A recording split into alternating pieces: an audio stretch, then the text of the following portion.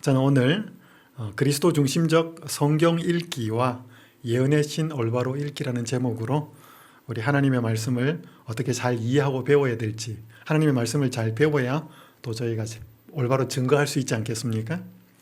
여러분, 장진호 전투라고 하는 전투가 6.25 전쟁 때 있었습니다.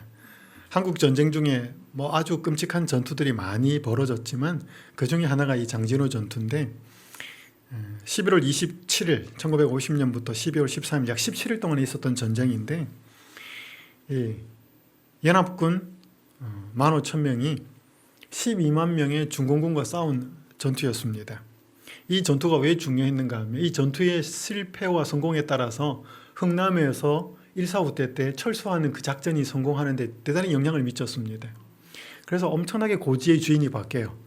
그러다가 무기가 다 떨어집니다. 이 아군이. 그래서 특별히 이 박격포탄이 떨어져 가지고 지원 부대에 60mm 박격포탄을 요청합니다. 근데 그 당시에는 이제 이 도청이 되어 있어 사람들이 적군과 아군이 이 도청을 해가지고 정보를 알아내기 때문에 모든 무전을 할 때는 무전으로 송수신을 할 때는 암호명을 썼습니다. 그래서 60mm 박격포탄의 암호명이 뭐였는가 하면 투시롤이라고 하는 초콜릿 캔디였어요. 그래서 이제 이 무전병이 연락을 합니다. 보급부대에다가 투시롤이 떨어졌다. 보내달라. 그렇게 이 무전병은 연락을 받았습니다. 근데 이 무전병이 초짜였는지 진짜 투시롤을 보냅니다. 초콜릿 캔디를 보내요. 왜냐하면 미군이 1차 세계대전 이후에 파병을 나간 군인들, 전쟁터에 나간 군인들의 보급물자에 이 투시롤이 있었습니다. 초콜릿이. 음식 중에 하나로. 그러니까 이 통신병이 순간 생각한 게 실제로 이 투시롤이 필요한가 보다. 그래서 여러분 헬기가 뜨고 보급 비행기가 뜨면서 막 투하를 합니다. 낙하산으로. 그래서 사람들이 뚜껑을 열어보니까 뭐예요? 초콜릿이에요. 뭘 요구했는데? 박격포탄을 요구했는데. 얼마나 황당했겠습니까? 그러니까 어떻게 근근히 전투를 해요. 근데 나중에 이 투시롤이 그들을 살리게 될 줄은 그들은 잘 몰랐습니다. 이 장진호 전투가 벌어진 곳이 엄청나게 높은 고지였거든요. 밤중에는 영하 36도까지 떨어졌습니다. 그러니까 전투 식량으로 보급된 모든 물품들이 다 얼어버린 거예요. 먹을 수가 없는 거죠. 그때 식량이 이거였습니다. 이거 녹여가지고 먹고, 이거 녹여가지고 땜빵하고, 그러면서 무사히 이 작전을 성공합니다. 그러면서 이 투시롤은 엄청나게 유명해져 버렸습니다. 여러분, 때때로 우리가 잘못된 해석이 유익을 주기도 합니다. 그런데요, 잘못된 해석이나 오해가 때로는 예상치 못한 유익을 주지만 올바른 해석은 언제나 중요합니다. 여러분, 많은 경우 왜 오해가 생겨요? 제대로 이해를 못하고 제대로 해석을 못하니까 말이나 행동이나 글이나 오해가 생기잖아요. 다른 오해, 사소한 오해이면 괜찮을지 모르지만 영원한 생명이 달려있는 성경을 해석하는 데 있어서는 오해가 있으면 안 됩니다. 정확한 해석이 중요하지요. 저는 오늘 세 섹션에 의해 가지고 좀 강의를 하도록 하겠습니다. 첫 번째는 그리스도 중심적인 성경 읽기를 하기 위해서는 먼저 본문을 제대로 읽을 줄 알아야 됩니다. 그래서 첫 번째는 본문의 중심 사상을 찾는 방법을 좀 살펴보겠고요. 두 번째는 그리스도 중심적으로 성경을 읽는다는 게 뭔 의미고 왜 그렇게 해야 되고 방법은 어떻는지 설명하고, 세 번째는 예언의 신을 어떻게 읽어야 되는지를 좀 강의하도록 하겠습니다. 자, 첫 번째는 본문 중심 사상 찾기입니다. 여기에 중심 사상 이렇게 하면 중심 주제, 핵심 주제 같은 의미입니다. 왜 중심 사상이 꼭 필요하고 중요한가? 여기 누가복음 10장 25절에서 28절은 이렇게 말씀하고 있습니다. 어떤 율법 교사가 일어나 예수를 시험하여 이르되 선생님, 내가 무엇을 하여 영생을 얻으리이까? 예수께서 이르시되 율법에 무엇이라 기록되었으며 내가 어떻게 읽느냐? 대답하여 이르되 내 마음을 다하며 목숨을 다하며 힘을 다하며 뜻을 다하여 주 너의 하나님을 사랑하고 또한 내 이웃을 내 자신같이 사랑하라 하였나이다. 예수께서 이르시되 내 대답이 옳도다. 이를 행하라. 그러면 살리라 하시니. 내용 잘 아시죠? 그죠? 율법사가 예수님을 시험합니다. 뭐 해야 영생을 얻을 수 있습니까? 그때 예수님의 질문을 받은 예수님이 도로 질문을 합니다. 율법에 뭐라 기록되었느냐? 1차적으로 율법은 토라이고 구약성경 전체를 가리키는 것입니다. 그러면서 예수님께서 뭐라고 말씀하셨는가 하면 내가 어떻게 읽느냐 그랬습니다. 그랬더니 뭐라 대답을 해요. 그죠? 대답을 하고 나니까 예수님께서 뭐라고 말씀을 하셨는가 하면 내 대답이 옳다 그랬습니다. 여러분 여기 내가 어떻게 읽느냐라고 하는 이 예수님의 질문에 근거하여서 내 대답이 옳다라고 하는 의미를 살펴보면 무슨 뜻인가 하면 너가 잘 제대로 율법을 읽었다라는 뜻입니다. 내 대답이 옳다단 말이 뭐예요? 네가 어떻게 읽느냐라고 물었잖아요. 그럼 뭐라고 대답을 했어요? 그랬더니 네 대답이 옳다 이 말은 뭐예요? 네가 성경 율법을 잘 읽었다 이 말입니다. 근데 만약에 뭐라고 대답을 했는데 예수님이 원하는 대답이 아니었으면 내 대답이 뭐 틀렸다, 네 대답이 좀 부족하다 그랬으면 뭐예요? 좀 잘못 읽었다 이런 뜻이겠죠. 뭐라고 이야기했는가 하면 마음을 다하고 목숨을 다하고 힘을 다하고 뜻을 다하여 주 너의 하나님을 사랑하고 내 이웃을 내 자신과 같이 사랑하는 것입니다 라고 하니까 뭐예요? 잘 읽었다 이렇게 말씀하셨습니다. 그럼 여러분 우리가 율법을 읽고도 잘못 읽을 수도 있잖아요.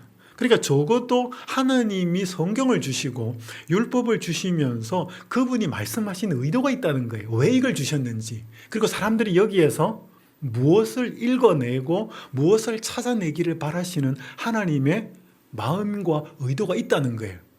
율법에, 성경에. 그러니까 그거를 읽어내는 게 뭐예요? 그걸 찾아내는 게 우리 신자들의 1차 목표예요. 성경을 읽는 사람들. 그러니까 대부분 많은 사람들이 성경을 읽으면서 은혜 받는 쪽에 초점을 맞춥니다. 필요해요. 힘든 세상에 성경을 읽으면서 위로받고 은혜받고 용기를 얻는 게 필요한데 그것보다 더 중요한 건 뭐냐 하면 하나님이 무엇을 말씀하셨는지를 찾아내는 게 더 중요해요. 제 말 이해하죠? 은혜, 그러니까 거기에서 은혜를 받고 거기에서 교훈을 받고 거기에서 깨달음을 얻어야지 내가 혼자 뭔가 단어 하나 문장 하나에 딱 꽂혀가지고 이 말씀은 이 뜻이지 라고 생각한다면 하나님이 주신 의도를 제대로 파악하지 못할 수도 있다는 거예요. 그래서 여러분 집에 형광등이나 요즘 LED 같은 전등이 많잖아요.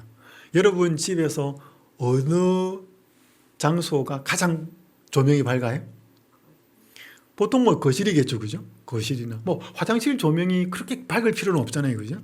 그러니까 여러분 성경을 읽다 보면 여기 지금 전구는 뭐냐 하면 하나의 사상이에요, 혹은 주제. 근데 어떤 하나의 본문의 텍스트 안에 가장 밝게 빛나는 빛이 있어요. 그리고 어떤 부분에는 조금 빛나요. 그러니까 이것들이 다 뭐냐 하면 연관이 돼요. 이게 다 따로따로 놓으면 안 되고 하나의 큰 중심 사상이 있는데 요거를 발견해야지 뭐예요? 하나님이 요 본문을 통해서 그때 그 사건, 그 사람을 통해서 이것을 말씀하시는 거구나라고 우리가 캐치해내요. 뭐예요?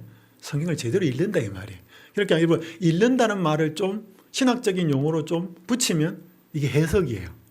근데 여러분 우리가 성경만 해석하는 게 아니에요. 코로나가 일어난 요즘 사건 상황을 우리가 어떤 눈으로 바라보고 어떻게 해석하느냐가 중요하거든요. 그죠?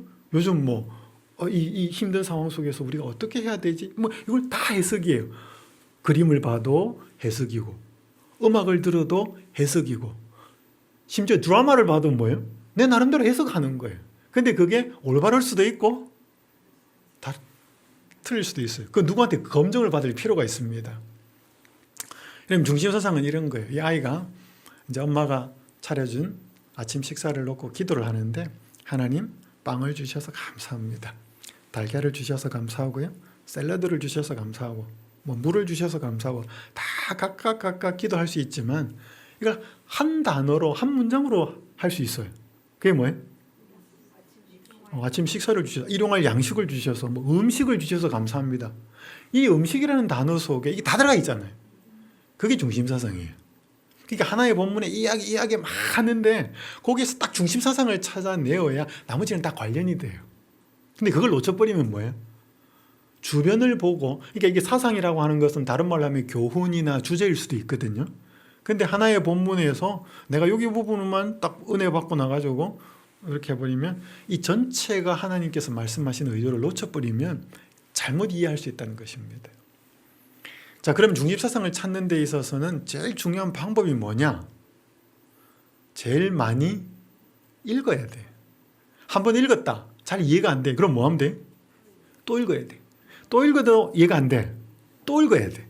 자꾸 읽어야 돼. 이게 제일 좋은 방법이에요. 근데 잘 안 하잖아. 우리 한두 번 쭉 읽고 나가지고 뭐해? 단어나 뭐가 탁 들어오는 게 이게 이 뜻인가 보다. 이게 감동이네. 자, 그럼 이제 저는 이 시간에 그럼 어떻게 좀 중심 사상을 찾는가를 방법적으로 좀 알려드리겠습니다. 아마 여러분이 이렇게 성경을 안 읽어보셨을 거예요. 제가 목사님들한테 설교를 어떻게 해야 되는지 연수원에서 강의를 하는데 이 부분들 목사님들한테 설명을 합니다. 왜냐하면 제일 중요한 게 1차적으로 성경이 무엇을 의미하는지를 파악하는 게 제일 중요하거든요. 그게 안 되면 설교가 안 되거든요. 자, 중심 사상을 효과적으로 찾는 방법을 말씀을 드리겠습니다. 자, 첫 번째는 뭐냐면 한 본문에 기록되어 있거나 기록되어 있지는 않지만 본문의 내용을 전반적으로 잘 설명하고 있는 핵심 동사를 찾습니다. 뭘 찾는다고요? 동사를 찾습니다. 그러면서 그 핵심 동사를 육하 원칙에 따라서 하나씩 질문을 만들어 봅니다. 자, 여러분이 오늘부터 이제 제일 잘 생각하셔야 될 것은 여러분 모든 사건이나 말이나 글은 다 육하 원칙이 있어요. 여러분 기자가 뭘 보도한다고 딱 생각해 보십시오. 기자가 지금 언제 몇 월 며칠 어디에 누가 무엇을 어떻게 그죠? 그러니까 여러분 어떤 본문에도 육하 원칙이 있어요. 그 육하 원칙, 그 본문이 전부 육하 원칙을 다 말하는 건 아닐 수 있어요. 근데 우리가 이제 성경 본문을 읽으면서 누가, 언제, 어디서, 무엇을, 어떻게, 왜 요거를 생각하고 본문을 읽으셔야 돼. 그래야 그 본문이 정확하게 캐치가 돼요. 자, 이거 제가 이론을 설명드린 다음에 실습을 할 겁니다. 그래서 제가 시간 되면 여러분이 다 발표도 하고 하면 좋지만 그건 할 수 없고 제가 여러 본문을 가지고 예를 들어 드리겠습니다. 그래서 여러분 혼자 읽으실 때도 도움을 받도록. 자, 세 번째는 그 6개의 질문들, 육하 원칙의 질문들 중에서 가장 중심되는 그 질문이 모든 본문에 다 있지는 않아요. 생략된 것도 있습니다. 안 나와 있는 것도 있기 때문에 가장 중심되는 질문을 찾고 그 질문에 대한 답을 본문에서 찾아야 돼. 딴 데서 찾으면 안 되고. 답이 거기 있어요. 그 다음에 만들어진 질문하고 해답을 한 문장으로 합치면 중심사상이 되는데 지금부터 기억하실 것은 중심사상은 단어가 아니고 중심사상은 구가 아니고 반드시 중심사상은 주어와 동사가 이렇게 다 있는 한 문장입니다. 기억하십시오. 중심사상은 한 문장입니다. 자, 예를 들어 볼게요. 성경에서 가장 짧은 시편이 117편이에요. 1절 2절입니다. 두 구절로 되어 있는데 너희 모든 나라들아 여호와를 찬양하며 너희 모든 백성들아 그를 찬송할지어다. 우리에게 향하신 여호와의 인자하심이 크시고 여호와의 진실하심이 영원함이로다. 할렐루야. 자, 여러분이 손녀한테, 손자한테 혹은 자녀한테 이걸 읽어줬어. 두 구절을. 손자, 손녀나 여러분의 자녀가 듣고 있다가 엄마, 할머니, 할아버지, 아버지 그게 뭔 말이에요? 그럼 여러분들이 그게 뭔 말인 걸 뭐 해야 돼? 설명을 해줘야 돼요. 길게 설명할 수 없어요. 한 문장으로 설명해 줄 수 있어야 돼. 그게 뭐예요? 중심사상이에요. 예를 들어서요. 여러분 영화를 봤어요. 영화 안 본 사람이 물어요. 그게 뭔 내용이에요, 영화가? 그러면 여러분이 한 문장을 쭉 이야기할 수 있어야 됩니다. 근데 그게 맞는지 안 맞는지는 어떻게 알아요? 내가 한 문장을 만들었어요. 그게 맞는지 안 맞는지, 그게 중심 내용인지 아닌지 어떻게 알아요? 그 중심인 사상이 내가 말한 한 문장이 중심 내용이 맞는지 안 맞는지는 누구 이야기를 들어봐야 되냐면 감독 이야기를 들어봐야 돼. 감독이 내가 그런 의도로 왜냐면 감독이 영화를 만들 때 그냥 만들지 않거든요. 배우 섭외하고 스텝하고 해가지고 여러 스텝장 만들어서 그 영화를 통해서 의도하고 드러내고자 하는 반드시 이유가 있거든요. 목적이. 그거 하고 뭐 해야 돼? 맞아야지 뭐예요? 제대로 읽은 거예요. 제대로 본 거예요. 그죠? 맞죠? 책도 마찬가지고. 자, 그럼 여기에서 지금 동사를 한번 찾아보십시오. 동사가 몇 개 나옵니까? 여호와를 찬양한다 그랬죠?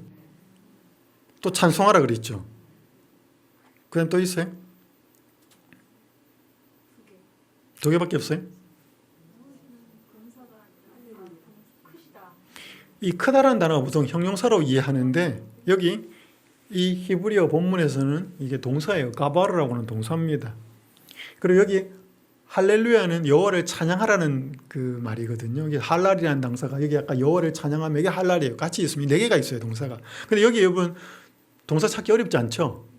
여기 뭐가 제일 중요한 단어 같아요? 오, 찬양하다라는 거예요. 자, 그럼 핵심 동사를 찾았어요. 그럼 6화원칙으로 질문을 만들어 본다 그랬죠? 이렇게 만드는 겁니다. 누가 찬양하나? 혹은 누구를 찬양하나? 이게 다 후잖아요. 그게 누가 해야 되는 거예요? 언제 찬양하는가? 어디서 찬양하는가? 무엇을 찬양하는가? 무엇을 할 때는 꼭 무엇 한 결과는 무엇인가? 이것도 좀 한번 물어보셔야 돼요. 그 다음에 어떻게 찬양하는가? 왜 찬양하는가? 여러분 이게 질문이에요. 맞죠? 동사 찾았으면 질문 만들기는 쉬워요. 누가 동사하는가? 언제 동사하는가? 뭐 이렇게 묻히면 돼요. 자, 그러면서 여기 답을 여기서 찾아보는 거예요. 자, 본문 속에 누가 찬양해요? 모든 나라들이라고 그랬어요. 모든 백성들이라고 그랬어요. 모든 나라와 모든 백성이 누가예요? 누구를 찬양하라 그래? 여호와를 찬양하라 그랬어요. 여기 나 있죠, 그죠? 그 다음에 왜 찬양하라 그랬어요? 우리에게 향한 여호와의 인자하심이 크고 그분의 진실하심이 영원하기 때문에. 이 이유예요, 여기는. 언제 찬양하라는 말이 있어요? 언제 찬양하라는 말. 언제가 때잖아요. 기쁠 때. 아니면 마음이 울적할 때. 그런 말이 있어요? 없잖아요. 어디서 찬양하라는 말이 있어요? 없어요. 성소에서 하라든지 뭐 천연교에서 하라든지 그런 건 없어요. 그러니까 이 본문에서 말하고 있는 것은 뭐예요? 왜요? 왜 찬양해야 되는지를 설명하고 있는 본문이에요. 맞죠? 그럼 문장을 만들어 볼게요. 본문의 중심 사상이 어떻게 되는가 하면 모든 하나님의 백성은 자신들을 향한 여호와의 인자하심이 크고 그분의 진실하심이 영원하기 때문에 그분을 찬양해야 한다. 혹은 찬양할 수 있다. 이게 중심 사상이에요. 이렇게 한 문장으로 뭐 할 수 있어야 된다? 만들어낼 수 있어야 된다. 말로도 할 수 있어야 되고 글로도 쓸 수 있어야 돼요. 글로 정확하게 쓰여지지 않으면 내가 잘 파악을 못하고 있다는 뜻입니다. 본문의 중심사상은 대부분 과거형이에요. 근데 이거는 이제 모든 나라들아, 모든 백성들하고 이제 현재형으로 쓰여진 본문이기 시편이기 때문에 이게 과거형은 아닌데, 이제 요걸 어떻게 이제 우리가 현대적으로 적용을 시켜요? 우리가 하나님을 알면 알수록, 뭐 그분의 인자를 알수록, 그분의 사랑을 알수록, 그분의 은혜를 알수록, 우린 그분을 찬양하게 된다. 이게 이 본문이 적용하는 거예요. 그럼 내를 돌아보는 거예요. 나는 찬양을 잘 하나? 나는 왜 유행가는 좋아하는데 왜 찬미는 잘 안 하지? 나는 왜 교회에서 예배 드리기 전에 찬양할 때 메가리가 없지? 그거 왜 그래? 여러분 정말 내 마음속에 내 삶을 인도하시는 하나님의 인자와 은혜가 풍성하게 경험되고 한 주간 속에서 그렇게 만났으면 우리 그렇게 찬양 메가리 없이 안 하거든요. 그러면서 내 자신을 돌아보는 거예요. 이 짧은 본문이지만 이 본문에서 시편 기자가 이걸 왜 썼는지, 하나님이 여기에 왜 이걸 기록해 놓아서 우리에게 뭘 말씀하고 있는지 정확한 의도가 있다는 거예요. 그걸 찾아내는 게 뭐예요? 중심 사상이라는 거예요. 그걸 찾아내지 않으면 이 본문을 제대로 읽었다고 할 수 없다 이 말이에요. 이해되시죠? 자, 하나 더 해보겠습니다. 주로 짧은 거 해보겠습니다. 출애굽기 13장 17절 18절. 바로가 백성을 보낸 후에 블레셋 사람의 땅의 길은 가까울지라도 하나님이 그들을 그 길로 인도하지 아니하셨으니 이는 하나님이 말씀하시기를 이 백성이 전쟁을 하게 되면 마음을 돌이켜 애굽으로 돌아갈까 하셨습니다. 그러므로 하나님이 홍해의 광야길로 돌려 백성을 인도하시매 이스라엘 자손이 애굽 땅에서 대열을 지어 나올 때에, 그러니까 여러분 이스라엘 백성들 하나님께서 인도하셔서 가장 빠른 길은, 지름길은 지중해를 따라가는 길이에요. 그들이 출발한 곳이 숫곳이었고 그들이 가나안 땅에서 블레셋 사람의 가장 가까운 지방 남부 도시인 가사로 가기까지 약 한 260km예요. 제일 쇼컷입니다. 대물이었으니까 하루에 한 10km를 간다 그러면 한 달이면 가는 곳이에요. 근데 하나는 그렇게 안 했어요. 광야길로 돌려서 인도를 합니다. 왜? 블레셋 사람들은 호전적인 거든. 내 영토에 침입했다. 전쟁을 할 상황이어서 아무런 준비가 안 된 그들이 전쟁을 보면 도로 애굽으로 돌아가고자 할까봐 하나님은 돌려서 인도합니다. 그래서 우리 인생길에서 지름길이 항상 좋은 건 아니에요. 하나님이 우리를 인도하는 길은 가장 안전한 길이에요. 가장 좋은 길. 그게 더딜지라도 그 본문이에요. 그죠? 자, 그럼 여기 본문에서 동사가 뭐 몇 개 안 나와요. 여기 본문의 중심 동사는 뭘 것 같아요? 그죠? 이건 별로 어렵지 않아요. 인도하셨다. 그죠? 과거형입니다. 인도하셨다는 거예요. 뭐. 자, 그럼 또 질문 만들어 봅시다. 육하원칙. 누가 인도하셨나? 이렇게 돼. 그죠? 누구를 인도하셨나? 일단 질문부터 만들어 봅시다. 답은 뒤에 찾고. 그 다음에 뭐예요? 언제 인도하셨나? 육하원칙이 얘기잖아요. 그죠? 어디서 인도하셨나? 무엇을 인도하셨나? 인도하신 결과는 무엇인가? 항상 무엇을 할 때는 결과까지도 포함시키라고 그랬죠? 어떻게 인도하셨나? 왜 인도하셨나? 이 질문 되죠? 자, 이 질문을 만들어 놓고 답을 여기서 찾아보는 거예요. 본문 안에서. 그러면 제일 중심되는 게 나와요. 그럼 보니까 뭐예요? 누가 인도하셨나? 하나님이지. 누구를 인도하셨어요? 이스라엘 백성을 인도하셨지. 언제 인도하셨어요? 애굽에서 나올 때. 어떻게 인도하셨어요? 지름길이 아닌 광야 먼 길로 인도하셨어. 이게 핵심이에요. 여기 이 본문은 어떻게라고 하는 게 핵심이에요. 아까 시편 117편 1편 1절 2절은 뭐가 핵심이냐면 왜가 핵심이에요. 왜도 나와요. 왜 그렇게 지름길이 아닌 광야길로 인도하셔요? 전쟁을 보게 되면 애굽으로 돌아가려고 할까 봐. 이걸 이제 문장으로 만들어 봅시다. 이런 거예요. 본문 중심 사상. 하나님이 이스라엘 백성을 출애굽시키실 때 그들이 전쟁을 보게 되면 애굽으로 돌아가려고 할까 봐 지름길이 아닌 광야 먼 길로 돌려서 인도하셨다. 좀 길죠? 길어도 괜찮아요. 그리고 과거형이잖아. 하나님이 그때 했던 사건을 설명한 거니까. 이게 한 문장이에요. 만약 여러분이 자녀한테 이 본문을 밤에 잘 때 읽어주는 거 짧은 구절이죠. 쭉 읽었어. 할머니, 엄마, 아빠. 도대체 뭔 말이에요 그게?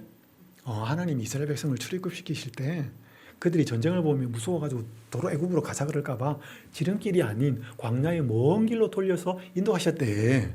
그게 뭐예요? 그렇게 다시 한번 짧게 요약해서 한 문장으로 설명해 주는 게 중심사상이에요. 이걸 만약 내가 설명을 못하면 난 이 본문을 제대로 이해를 못하고 있는 거예요. 자, 이렇게 만든 다음에 그럼 이게 오늘 우리하고 이 본문을 읽는 나하고 무슨 상관이 있냐 이 말이에요. 이걸 현대적으로 적용을 시킬 수 있어야 돼. 이 현대적으로 적용은 더 짧아야 됩니다. 더 현대적인 용어를 써서. 그럼 어떻게 돼요? 제가 만드는 거예요. 지름길이 가장 좋은 길이 아닐 수 있다. 이렇게 만들어도 돼요. 여기서 나온 거니까 본문에서. 또 다른 걸 하면요. 하나님께서 인도하시는 길은 언제나 제일 좋은 길이다. 그게 이 본문에서 현대적으로 찾아낸 적용이에요. 근데 적용은 반드시 뭐가 되어야 하는가 하면 올바른 해석이 먼저 나와야지 적용이 돼요. 올바른 해석이 안 나온 상태에서 적용을 하면 그건 잘못된 적용이 돼요. 그래서 여러분이 성경을 읽으면서 제일 중요하게 생각해야 될 첫 번째 원칙은 하나님이 이 본문을 그때 그 사람들한테 왜 주셔서 왜 기록하게 하셨는지를 찾아내는 거예요. 그 다음에 해야 될 게 뭐냐면 그게 오늘을 사는 나한테 무슨 상관이 있는가 이걸 찾아야 돼요. 이해되시나요? 사람들이 성경을 그렇게 안 봐. 그냥 쭉 읽고 나서 뭐예요? 눈에 들어오는 단어 하나, 문장 하나 꽂히면 뭐예요?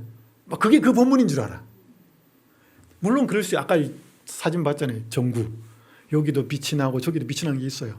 근데 그 빛이 이 전체에서 빛나는 제일 큰 빛은 아니라는 거예요. 제일 큰 빛을 찾아내야 돼요. 그리고 그건 다 관련이 돼요. 하나 더 해볼 거예요. 해볼게요. 주로 짧은 거 합니다. 이제 나중에 긴 거 할 겁니다. 디모데전서 5장 1절 2절. 늙은 이를 꾸짖지 말고 권하되 아버지에게 하듯 하며 젊은이에게는 형제에게 하듯 하고 늙은 여자에게는 어미에게 하듯 하며 젊은 여자에게는 온전히 깨끗함으로 자매에게 하듯 하라. 이게 본문이에요. 길지 않아요? 어렵지도 않고. 자, 동사가 뭘까요? 핵심 동사? 하듯 하라? 중심 동사는 권하다예요. 이 권하다는 말은 그냥 권하라는 말인지 영어로 보면 조금 더 쉬워요. 격려하다는 뜻이 encourage. 격려하라는 말이에요. 그래서 여러분 가능하면요. 개역 성경을 여러분이 주 성경으로 보면서 쉬운 성경을 하나쯤 옆에 같이 놓고 보면 좋아요. 그래서 세번역 성경 같은 거 혹시 영어를 좀 하실 수 있는 분이면 영어 성경하고 같이 봐도 괜찮아요. 근데 주는 가장 많은 사람이 보는 성경, 지금으로는 개역 개정 성경이죠. 그게 주가 되면 좋습니다. 보면 권하다, 권면하다는 뜻은 아니고 격려하다는 뜻이에요. 핵심 동사는. 동사가 이게 몇 개 없어요. 2개밖에 없어요. 꾸짖다, 권하다, 그것밖에 없어요. 여기 하라는 게 동사 아니에요. as, 이렇게 하라는 거지. 자, 그럼 6화원칙 질문을 찾아볼게요. 누가 격려하는가? 그죠? 누구를 격려하는가? 그 다음에 언제 격려하는가? 어디서 격려하는가? 무엇을 격려하는가? 무엇 할 때는 또 항상 해보라 그랬죠? 격려한 결과는 무엇인가? 어떻게 격려하는가? 왜 격려하는가? 별로 안 어렵죠?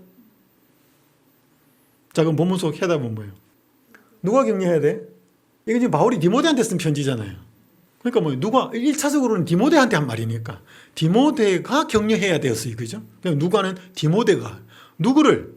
나이 든 남자를, 젊은 남자를, 나이 든 여자를, 젊은 여자를, 그죠? 여기 네 부류가 나오잖아요. 다 적어야 돼. 어떻게 격려하라 그래요?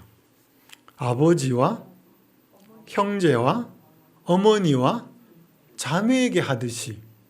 이게 핵심이에요. 여기도 이 본문의 핵심은 어떻게 해요? How. 자, 그럼 뭐예요? 본문 중심 사상은 뭐예요? 바울은 이렇게 해도 돼요. 아니면 디모데는 나이 든 남자를 아버지에게 하듯, 젊은 남자를 형제에게 하듯, 나이 든 여자를 어머니에게 하듯, 젊은 여자를 자매에게 하듯 격려해야 하였다. 아니면 바울은 디모데에게 나이 든 남자를 아버지에게 하듯, 젊은 남자를 형제에게 하듯, 이렇게 하면서 디모데를 그렇게 격려하라고 말했다. 그게 중심 사상이에요. 그러니까 과거형이잖아, 항상. 자, 이걸 현대적으로 어떻게 바꿀까요? 지금 나한테. 응? 이웃을? 아주 중요한 키가 나왔어요. 뭐처럼? 우리는 모든 사람을 가족을 대하듯이 격려해야 된다. 혹은 대해야 한다. 이게 중심사상이에요. 그럼 날 돌아보는 거죠.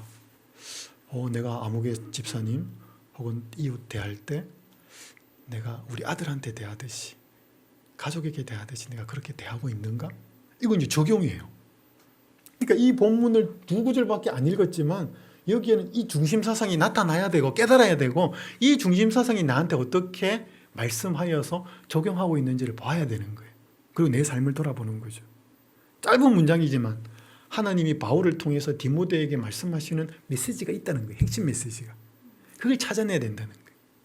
그리고 그것을 나한테 적용을 시켜야 된다는 거예요.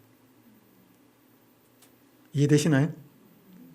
지금은 짧은 거 하기 때문에 좀 쉬워요. 근데 이게 본문이 길어지면 그냥 막 헷갈리는 거예요. 그래도 해보셔야 돼. 그러니까 여러분, 저는 QT 괜찮습니다. 근데 QT가 이런 중심 사상을 놓쳐버릴 가능성이 있어요. 왜냐하면 내가 이 끄트머리에 있는 사상, 그것도 성경에 없는 거 아니에요. 그러나 중심 사상인지는 정확하게 물어야 돼요. 이 본문에서 하나의 본문이 크기가 있잖아요. 몇 구절. 왜냐하면 그 본문이 이렇게 연결되기도 하지만 짧은 그게 있거든요. 목사님 설교할 때도 본문을 정하잖아요. 그것처럼 거기에서 핵심을 찾아내는 게 제일 중요해요. 하나님이 그때 그 청중에게, 그 독자에게 무엇을 말씀하셨는가? 왜 말씀하셨는가? 어떻게 말씀하셨는가? 언제? 그러니까 여러분 이렇게 본문을 읽다 보면 아까 육하원칙 있잖아요. 언제 어디서 누가 무엇을 어떻게 왜? 제가 여러 본문을 저는 본문을 이렇게 읽거든요. 그럼 제일 많이 걸리는 게 주로 why가 많이 나와요. 왜? 왜가 많이 나오고 어떻게도 많이 나와요. 어떻게? 그리고 누가 who도 많이 나와요. 여러분 시편 24편 같은 경우에 보면요. 여호와의 산에 오를 자 누구인가? 손이 깨끗하고 마음이 어떻고. 여러분 그거 뭐예요? 그 육하원칙 중에 뭐예요? 그거는 누가예요? 그거는 어떤 사람이 여호와의 산에 이르는지 그걸 설명한 거예요. 그 본문이. 그러니까 본문에서 말하는 육하원칙을 딱 가지고 본문을 읽어보면 정확하게 이해가 돼요. 그렇게 우리가 성경을 읽어야 된다는 거예요. 아까 예수님 말씀하셨잖아요. 어떻게 하면 영생을 얻습니까? 율법에 뭐라 기록되었고 네가 어떻게 읽느냐 그랬어요. 그러니까 성경을 어떻게 읽느냐에 따라서 영생이 왔다 갔다 합니다. 여러분 신천지 좀 아시는지 모르겠지만 왜 신천지의 성경 해석 방법이 틀렸는가? 전혀 본문이 말하는 문맥을 무시해요. 제가 나중에 예언의 신을, 그럼 이거 이제 좀 예언의 신 할 때 이야기하겠습니다. 여기서 뚝뚝뚝뚝 갖고 와가지고 뭐예요? 딱 짜집으면 아무리 성경을 갖고 이야기해서 나온 사상이라고 해도 그건 성경적이지 않아요. 여러분, 우리가 누구 뭐 말하고 글을 어떻게 썼는데 여기저기서 찝어와가지고 편집해가지고 딱 하나 만들어가지고 이 사람의 이 생각이고 이 말이다라고 드러내보면 어떻게 돼? 뭐 환장하는 거지요. 내가 그 말한 건 분명히 맞아. 근데 그게 그렇게 갖다 끼워 넣어서 할게? 아니죠. 그러면 그게 글이든 말이든 심지어 성경에서 갖고 왔든지 문제가 생겨요. 그래서 제일 중요한 건 뭐냐면 문맥 속에서 봐야 돼. 많은 사람들이 엘렌 화이트의 글을 보면서 실수하는 이유가 여기 있어요. 그게 왜 기록되는지 앞뒤를 안 봐. 내가 원하는 거 딱 하나 따가와가지고 뭐예요? 내 논리를 설명하는 거예요. 그래서 사람들은 자기가 보고 싶은 것만 봐요. 하나님이 보여주신 것을 보지 않고. 그게 가장 문제예요. 자, 좀 긴 거 하겠습니다. 자, 마가복음 2장 1절에서 12절. 여러분 잘 아시는 내용이 중풍병자 친구 4명에 의해 가지고 들것에 실려온 거예요. 예수님이 내 죄용서를 받았다. 제사함을 받았다. 사람들이 이 사람이 도대체 누구길래 죄를 사한다 그러는가? 예수님이 중풍병자를 일어나 걸어가라 그럽니다. 이 본문이에요. 많이 보셨죠?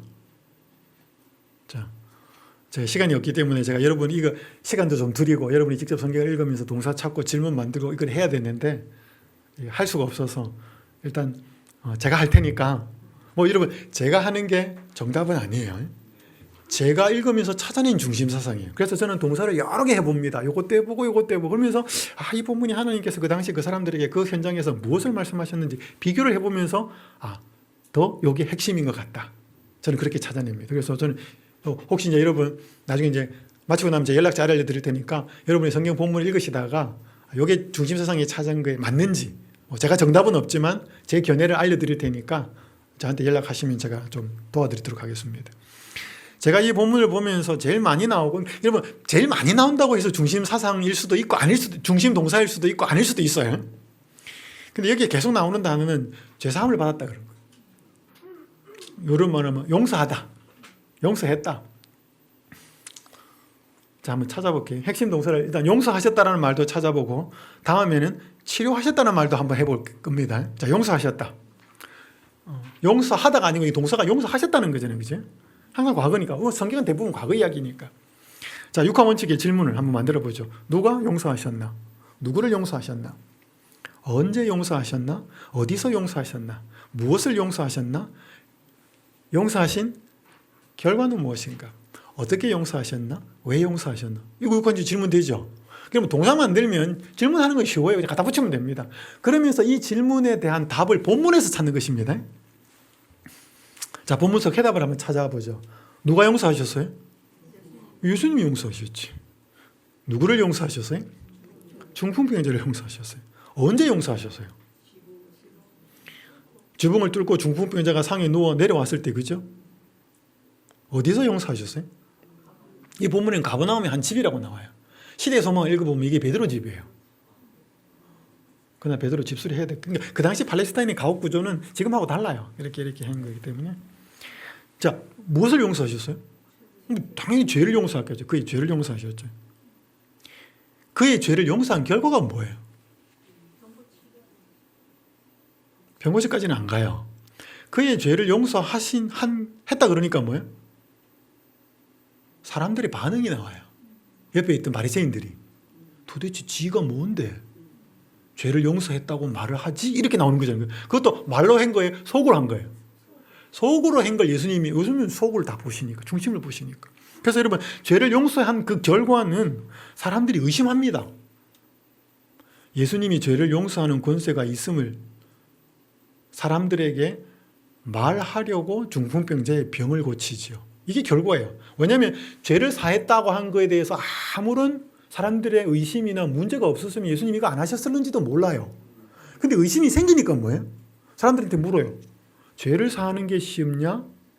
병 고치는 게 쉽냐? 중풍병자의 병을 고치는 게 쉽냐? 예수님이 물어요. 한 가지 질문을 드릴게요. 예수님이 중풍병자의 중풍병을 고치는 게 쉬워요? 죄를 사하는 게 쉬워요? 다 쉽지 않죠. 다 어려워요. 근데 여러분 중풍병자의 병을 고쳤다라고 말한다면 결과가 나타나야 돼. 계속 누워 있는데 병을 고쳤다라고 할 수가 없잖아요. 근데 여러분 죄를 사했다 이거는 뭐예요? 결과가 나타나요, 안 나타나요? 어떻게 나타나요, 그게? 겉으로 보면 중풍병을 고치는 게 더 어려운 것 같아요. 근데 죄를 사하는 거는 그건 신의 영역이거든. 하나님의 영역이거든요. 병을 고치는 건 의사도 할 수 있잖아요. 물론 못할 수도 있지만. 더 심각하고 중요한 건 죄를 사하는 건데 그거는 확인이 안 된다 이 말이죠. 이게 확인을 시켜주기 위해서 예수님이 뭐 한 거예요? 중풍병자의 병을 고친 거예요. 이 본문의 핵심은 이거예요. 어떻게? 말씀을 통해서 하셨죠. 왜? 뭐 중풍병자와 그의 친구들의 믿음을 보셨다고 이렇게 나와요. 자, 그럼 본문 중심사상 만들어 볼게요. 예수님이 중풍병자와 친구들의 믿음을 보시고 그의 죄를 용서하시자 사람들이 의심했고 예수님이 죄를 용서하는 권세가 있음을 사람들이 알게 하시려고 그의 병을 고치셨대. 이게 이 본문의 중심사상이 좀 길지만 여기서 예수님이 말씀하신 이 본문이 하나님 주신 의도가 다 들어가 있는 거예요. 제일 중요한 건 뭐예요? 예수님이 죄를 용서하는 권세가 있는지 사람들 모르잖아요. 그러니까 병자를 고치면서 뭐예요? 와, 이걸 할 수 있어 이분이? 아, 그러면 죄를 사한다는 그 권세도 있는가 봐. 자, 그걸 그러면 이렇게 중심사상을 찾아내었으면 나한테 어떻게 적용을 시킬까요? 뭐 여러 가지를 할 수 있습니다, 적용은. 근데 반드시 이 중심사상에 근거한 적용을 해야 돼요. 딴 데로 가면 안 되고. 저는 이렇게 찾았습니다. 본문의 현대적인 적용. 예수님이 우리의 현실적 필요를 채우시는 것은 우리의 궁극적 필요를 해결하시기 위함이다. 여기 현실적 필요가 뭐예요? 아픈 거 치료한 거예요. 궁극적인 필요가 뭐예요? 죄사함, 마음의 치료죠. 마음의 치료. 여러분 왜 예수님이 병자를 고치셨을까요? 여러분 왜 예수님이 보리떡 5개 하고 물고기 2마리로 5,000명 먹였을까요? 그 사람들 한 끼 배부르게 하기 위해서 그런 의미도 있어요. 아, 이 사람들 하루 종일 말씀 듣는다고 배가 한 끼도 못 먹었는데 얼마나 배고플까? 그 예수님의 긍휼의 마음이 거기에 나타났어요. 근데 그거의 전부 다는 아니에요. 그건 표면적인 이유예요. 근본 이유는 뭐냐면 예수님이 자기가 생명의 빵인 것을 알려주기 위해서예요. 이해되시나요? 그 생명의 빵이다. 너무 추상적이잖아요. 육신의 빵, 배고픔의 빵도 해결해 주시니까 뭐야? 아, 저분이 생명의 빵이다. 그 사람들이 어렵다. 와, 이게 도대체 뭔 말이지? 그때 예수님이 하신 말씀이 내가 너에게 이런 말이 영이고 생명이다. 내가 생명의 빵이라는 말은 나를 먹으라는 말이잖아. 예수님은 어떻게 먹어요? 그분의 입술에서 나오는 말씀을 먹는다는 뜻이죠, 그게. 그걸 알려주기 위해서 빵을 만든 거죠. 여러분, 예수님 왜 병자를 고치셨는가? 물론 아프니까, 저 사람이 너무 고통스러워하니까 도와주죠. 현실적인 필요죠. 근데 예수님은 그들의 영원한 문제, 죄 문제, 마음의 문제, 그걸 고쳐주기 위해서 해결해 주실 수 있는데 그걸 모르니까 한 단계, 중간 단계를 둔 거죠. 그게 병자를 고치는 거예요. 이런 모든 예수님의 이적은 이 전 단계입니다. 더 궁극적인 목적이 있어요. 모든 성경이 그래요. 여러분, 예수님이 하나님이 이스라엘 백성들을 인도하면서 왜 반석을 깨뜨려서 물을 만들어내요? 왜 그런 기적을 베푸셨어요? 1차적인 목적은 뭐예요? 마실 물이 없었어요. 갈증이 있었어요. 광야에서. 그거 맞아요. 근데 그것만이 다가 아니에요. 2차적인 목적이 뭐예요? 예수님이 누구라는 걸? 영원한 생명수라는 걸. 하느님이 영원한 생명수라는 것을 알게 되기를 바란 거죠. 그러니까 예수님이 빵 만들고 뭐예요? 자기가 생명의 빵이라는 것도 알려주기 원했는데 계속 빵 안 만들어주니까 뭐예요?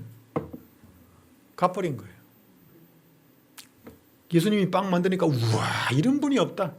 저분이 임금 삼으면 최소한 배는 안 걸겠다. 그렇게 쫓아왔다가 내가 생명이 빵이다 그러니까 뭐예요? 하는 말이 너무 어려운데요. 내가 너에게 이런 말이 생명이고 영이다 그러니까 뭐예요? 엄청 많은 사람이 다 갚버려요. 왜? 그들은 뭘 바라고 왔는데? 계속 빵 바라고 왔는데 빵 해결 안 해주니까 뭐예요? 갚버린 거죠. 여러분, 예수님이 우리의 현실적인 필요를 채우시기도 해요? 해요. 때때로 먹는 거, 때때로 우리 경제적인 거, 우리의 고민, 기도 해결해요. 근데 그게 예수님이 우리의 삶에 궁극적으로 하고자 하는 건 아니에요. 그죠? 마음의 문제, 죄의 문제, 영원한 문제를 해결하기 원하시는 거죠. 그러니까 우리가 일시적인 어떤 필요가 채워지는 걸 보면서 뭐야? 아, 예수님은 이것보다 더 해결하시는, 더 궁극적인 목적을 가지신 그분을 보아야 되지. 그거 계속 해결 안 해주면 뭐예요? 아, 예수님 나 사랑 안 하시나 봐. 그러면서 가면 어떻게 돼요? 그 예수님을 모른다 이 말이에요. 많은 사람들이 그랬고 지금도 그래요. 그러니까 여러분 여기에 예수님이 중풍병자의 병을 고친 것은 1차적인 목적이지 궁극적인 목적이 아니라는 거예요. 근데 그것이 궁극적인 목적을 그렇게 하실 수 있는 분이 알려주기 위해서 사람들이 모르니까 병을 고친 거예요. 그러니까 여러분 예수님이 우리의 현실적인 필요를 채워주시면 감사합니다. 안 채워주시면 어떻게? 괜찮아요. 예수님은 뭐를 해결해 주시니까? 궁극적인 문제는 반드시 해결해 주시니까. 그래서 오늘 이 적용은 예수님이 우리의 현실적인 필요를 채우시는 것은 우리의 궁극적인 필요를 해결하는 것을 알려주기 위해서 그렇게 한 거예요. 이 본문은 그걸 말하는 거예요, 지금. 많은 사람들이 이 본문을 읽으면서도 이 중심사상을 이 만약에 중심사상이 찾아지면요, 이 본문은 아주 깊은 의미로 내 삶에 적용이 돼요. 예수님이 그때 지붕 뚫고 중풍병자의 병을 고치고 죄를 사고했던 그게 오늘 나하고 무슨 상관이냐 이 말이에요. 이게 본문의 중심사상이 찾아졌을 때 올바른 적용이 가능하다 이 말이에요. 저는 목사님들한테 설교를 가르치면서 설명을 해요. 이 본문에서 목사님들이 이 설교를 하고 있는지. 그러면 동사를 다른 걸로 해볼게요. 아, 내가 이거 보니까 이게 중풍병자를 치료한 게 제일 중요한 것 같아, 나는. 그럼 동사를 치료하다는 거, 치료하셨다는 것으로 한번 해보십시다. 질문, 누구를 치료하셨나? 언제 치료하셨냐? 어디서 치료하셨나? 무엇을 치료하셨나? 치료하신 결과는 무엇인가? 어떻게 치료하셨나? 왜 치료하셨나? 되죠? 뭐 여러분이 다른 동사 찾아도 괜찮아요. 해보셔요. 자꾸 해보셔요. 자, 본문 속 해답. 누가 치료하셨나? 예수님이. 누구를? 중풍병자를. 언제? 예수님이 중풍병자의 죄를 용서하신 것을 사람들이 의심했을 때. 이거 의심 안 했으면 안 했을지도 몰라요. 어디서? 가버나움 집에서. 무엇을? 그의 중풍병을. 어떻게? 말씀을 통해. 왜? 예수님이 죄를 사하는 권세가 있음을 사람들이 알게 하시려고. 그럼 만들어봐요. 예수님이 중풍병자의 죄를 용서하시자 사람들이 의심했고 예수님이 죄를 용서하는 권세가 있음을 사람들이 알게 하시려고 그의 병을 고치셨대. 현대적인 경우는 비슷해요. 똑같아요. 그죠? 그러니까 여러분 동사가 혹시 달라도 정확하게 그 본문을 이해하고 질문을 만들고 답을 찾으면 중심사상은 같이 가요. 물론 이상한 동사를 찾아버리면 좀 딴 길로 가. 근데 거의 핵심 동사에 접근을 하면 동사가 약간은 달라도 여기는 뭐 치료하다 용서하다가 이 두 개가 이 본문에서는 아주 중심된 동사니까 머리 아파라. 목사님 본문을 이렇게 읽어야 돼요? 이렇게 안 읽어도 괜찮아요. 근데요 아까 제가 말씀드렸잖아요. 이 방법을 갖다 붙이지 않으려고 하면 본문을 어떻게 해야 된다? 자꾸 읽어야 돼. 또 읽고. 그래서 우리 옛날에 조상들이 성현들이 한 말 중에 독서 100편 의자현 들어보셨습니까? 책을 100번을 읽으면 뭐예요? 의자현. 뜻이 뭐예요? 스스로 깨달아진다. 아무것도 몰라도 뭐예요? 그거 한 100번쯤 읽으면 이게 무슨 뜻이구나 이게 이해가 되는 거예요. 그러니까 제일 중요한 건 많이 읽어야 돼요. 난 이런 방법 귀찮아서 모르겠다. 머리 아프다. 동사 찾고 뭐 질문하고 답 찾고 그러시는 분은 많이 읽으셔요. 10번, 20번, 30번, 40번 계속 읽으셔. 그리고 이 본문이 뭘 말씀하고 있지? 그러면서 한번 생각해 보세요. 여기서 육하원칙 한번 생각해 보시죠. 사람들이요, 예수님이 십계명을 왜 줬는지를 잘 모를 때가 있어요. 이 본문을 쭉 읽고 저는 모르는 동사를 찾았냐면 말씀하다라고 하는 걸 찾았습니다. 한번 만들어 볼게요. 핵심 동사 말씀하다, 스피크입니다. 말씀하셨다겠죠? 누가 말씀하셨나? 언제 말씀하셨나? 어디서 말씀하셨나? 무엇을 말씀하셨나? 말씀하신 결과는 무엇인가? 어떻게 말씀하셨나? 왜 말씀하셨나? 이제 이거는 나오겠죠? 자, 그럼 찾아볼게요. 누가 말씀하셨어요? 하나님이. 뭐 예수님이 하셔도 괜찮습니다. 누구에게 말씀하셨나? 이스라엘 백성에게. 무엇을 말씀하셨어요? 십계명을 말씀하셨어요. 어떻게 말씀하셨어요? 이 방법도 나와요. 우레와 번개와 나팔 소리와 산의 연기 속에서 말씀하셔요. 여러분 이게 왜 시각 효과, 청각 효과, 요즘 젊은 친구들 하면 3D, 4D, 5D 뭐예요? 냄새 맡고 길어 듣고 눈으로 보고 이렇게 말씀하셨어요. 왜 그러셨어요? 여러분이 여행을 가거나 아니면 삶에서 어떤 사건이나 너무나 어떤 강렬한 인상에 눈으로 귀에 막 오감에 확실한 것이 팍 들어오면 그게 어떻게 돼? 그 다음에는 잊혀지지를 않아요. 막 생각이 나요. 왜 여러분 다니엘서 2장 이렇게 짐승 이거 한번 보고 나면 뭐예요? 잘 안 잊혀져요. 워낙 특이하고 강렬하니까. 그래서 예수님이 하나님이 십계명을 잊어버리지 말라고 방법까지 뭐예요? 귀로 듣고 눈으로 보고 손으로 만지고 어마어마한 장관을 통하여서 말씀하신 거예요. 방법도 나와요. 어떻게? 왜 말씀하셨어요? 이게 중요해요. 뒷부분이 나옵니다. 사람을 시험하고 하나님을 경외하게 하고 범죄하지 않게 하시려고. 이게 십계명 주신 세 가지 이유예요. 율법의 세 가지 목적이에요. 거울의 기능, 나침반의 기능, 울타리 기능이. 그럼 답을 찾아볼게요. 본문 중심 사상. 하나님이 장엄한 영광 가운데 이스라엘 백성에게 그들을 시험하고 하나님을 경외하게 하고 범죄하지 않게 하시려고 십계명을 말씀하셨다. 혹은 십계명을 주셨다. 어떻게 적용할까요? 본문의 현대적인 적용. 우리가 하나님이 주신 계명을 마음에 새길 때 혹은 마음을 받아들일 때 그 계명은 우리를 시험하고 하나님을 경외하며 범죄하지 않게 한대. 자, 여러분이 이 베드타임 스토리 밤에 잘 때 이제 아이들한테 읽어줬습니다. 좀 본문을 길지만 쭉 읽어서 출애굽기 20장 1절부터 21절까지. 아이가 듣고 있다가 엄마 그게 뭔 말이야? 반드시 여러분 이게 그게 모르는 사람이 뭔 말이라고 묻는 거를 염두에 두고 생각하셔요. 그럼 답을 해주셔야 돼. 하나님이 이스라엘 백성들을 시내산에서 십계명을 주셨는데 우레와 번개와 이런 장엄한 광경 속에서 그들을 시험하고 그들이 범죄하지 않고 하나님을 경외하기 위해서 십계명을 주셨다는 거야. 이게 뭐예요? 중임선상이에요. 그러면 아이들이 듣고 있다가 뭐예요? 그렇구나 이렇게 이해하는 거죠. 그럼 그 다음에 한마디 더 해주는 거는 뭐예요? 적용이에요. 우리가 십계명을 그렇게 마음에 새기면 그 계명이 우리를 시험하고 우리를 범죄하지 않게 하고 하나님을 경외해. 이게 뭐예요? 그렇게 조금 더 줄여가지고 나한테 더 가깝게 설명해 주는 건 적용이에요. 여러분 이 시험한다는 말이 어렵지 않아요. 예수님이 한 번은 빌립하고 이야기하는데 오병이어 하기 전에 빌립에게 물어요. 빌립아, 사람들이 이렇게 말하는데 이 사람들 다 이거 어떻게 해서 먹이지? 빌립한테 물어요. 그죠? 근데 그 성경에 보면 요한복음 5장에 보면 예수님이 빌립을 시험하여 가로되 이렇게 나와요. 본문에. 테스트예요. 왜 테스트를 해요? 그때 이 빌립이 뭐라고 대답을 했어야 돼요? 예수님 그 저한테 왜 물으십니까? 하나님이 여기 계신데 믿습니다. 하나님이 긍휼이 풍성하신 하나님이 알아서 하시겠죠. 그래야 되지, 그죠? 빌립 뭐라 그래? 200데나리온의 떡도 부족하겠습니다. 데나리온은 하루 1당이잖아요. 그러니까 200명의 노동자 일동 하루에 10만 원을 잡아도 뭐예요? 200만 원. 200만 원어치 200만 원 맞나요? 2천만 원이죠. 2천만 원어치 빵 사와도 뭐예요? 모자라겠습니다. 그러니까 뭐예요? 믿음이 부족한 게 드러난 거예요. 그래서 여러분 예수님이 시험하는 건 딱 하나의 이유예요. 본인이 믿음이 있는지 없는지를 깨닫게 하는 거예요. 그게 율법의 거울의 기능이에요. 거울 앞에 딱 서면 뭐예요? 옷에 뭐가 어떻게 입었는지 얼굴에 뭐가 묻었는지 다 보이는 것처럼 우리가 계명 앞에 딱 서면 뭐예요? 내가 보이는 거예요. 그게 시험한다는 뜻이에요.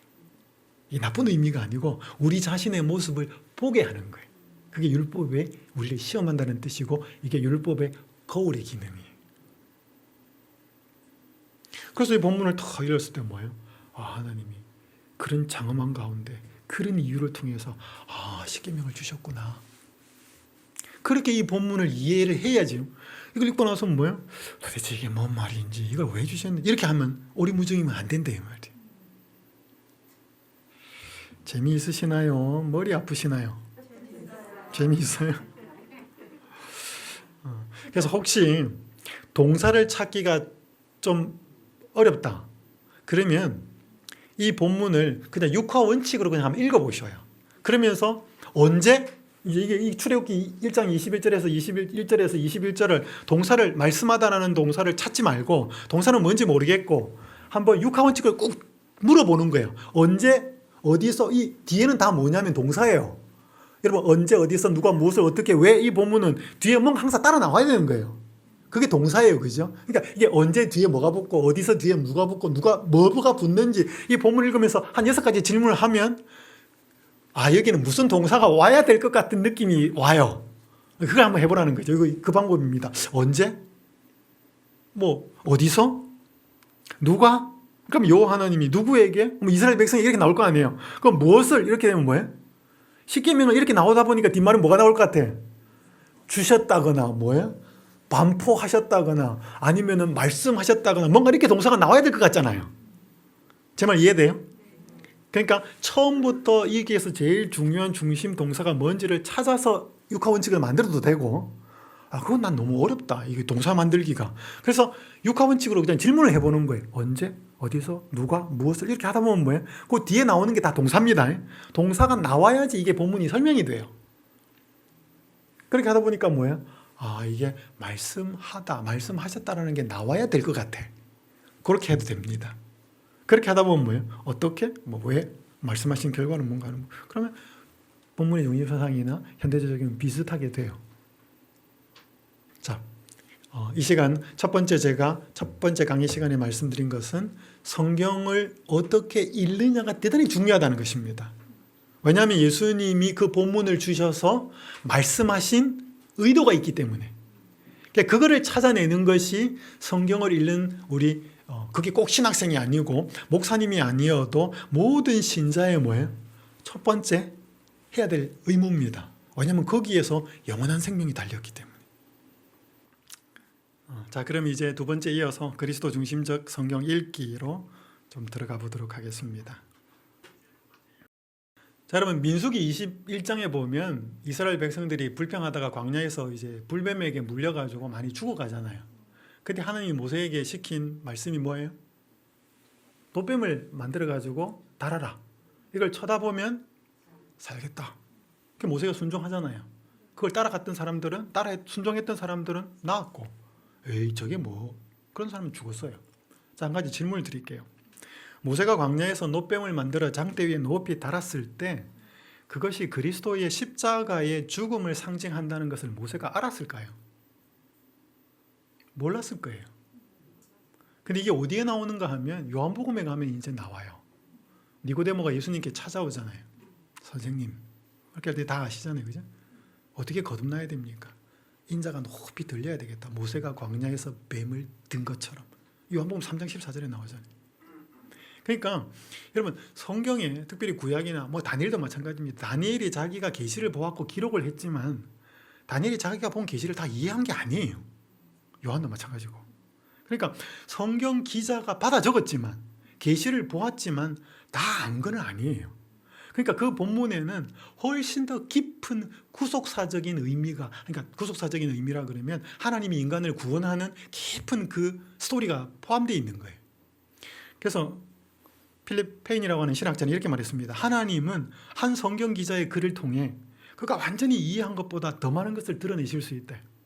왜냐하면 하나님이 성경의 저자이기 때문이다. 모세가 쓴 게 아니고 바울이 쓴 게 아니고 요한이 쓴 게 아니고 하나님이 주셔서 쓴 것이기 때문에 거기에는 더 깊은 구속사적인 의미가 있다는 거예요. 그러니까 아까 제가 첫 시간에 말한 것은 본문이 1차적으로 무엇을 의미하는지를 찾았어요. 그걸 우리로 말하면 이제 신학적인 용어로 말하면 역사적인 해석이에요. 시대, 장소, 환경, 그 당시 청중, 그 당시 사건. 근데 거기에서도 충분히 본문의 중심사상을 찾아서 현대 적용을 하면서 적용을 할 수 있어요. 근데 거기에서만 머무르면 안 되고 한 단계 더 나가야 된다는 거예요. 거기에서 예수님이 어떻게 나타나고 있는 거예요. 하나님이 예수 그리스도를 통한 구속의 사역을 어떻게 진행하고 계시는가. 심지어 구약의 본문 속에서도 찾아야 된다는 것이죠. 그게 그리스도 중심적으로 성경을 읽는 이유예요. 여기 누가복음 24장에 보면 이런 엠마오 올라가는 제자들 이야기 알잖아요. 막 시무룩하게 있으니까 예수님이 뭐예요? 구약 성명을 해주면서 이렇게 빨간 거 잡으시면 27절 이에 모세와 모든 선지자의 글로 시작하여 모든 성경에 쓴 바 자기에 관한 것을 자세하게 설명합니다. 또 24장 44절에 보면 모세의 율법과 선지자의 글과 시편, 이게 구약 성경이거든요. 세 가지가. 구약 성경에 나를 가리켜 기록된 모든 것이 이루어져야 하리라 한 말이 이것이다. 뭐 그렇다고 해서 구약의 모든 성경 구절 단어 하나가 예수님을 설명하고 있는 건 아니에요. 하지만 적어도 뭐예요? 그 본문 속에 깊은 구속사적인 흐름이 흘러가고 있어서 그게 계시거든요. 하나님이 사람에게 주신 게 계시인데 그 계시에는 몇 가지 특징이 있습니다. 하나님이 아브라함이나 이삭이나 야곱에게 보여주신 계시하고 신약의 바울이나 요한에게 보여주신 계시하고는 약간 좀 양이 달라요. 그러니까 처음엔 조금 희미한 거죠. 분명히 구속에 계시지만 마치 여러분 이렇게 보면 이해하면 됩니다. 아침에 해가 뜨면 이렇게 태양이 뜨면 눈으로 볼 수 있잖아요. 빛이 그렇게 강렬하지 않으니까.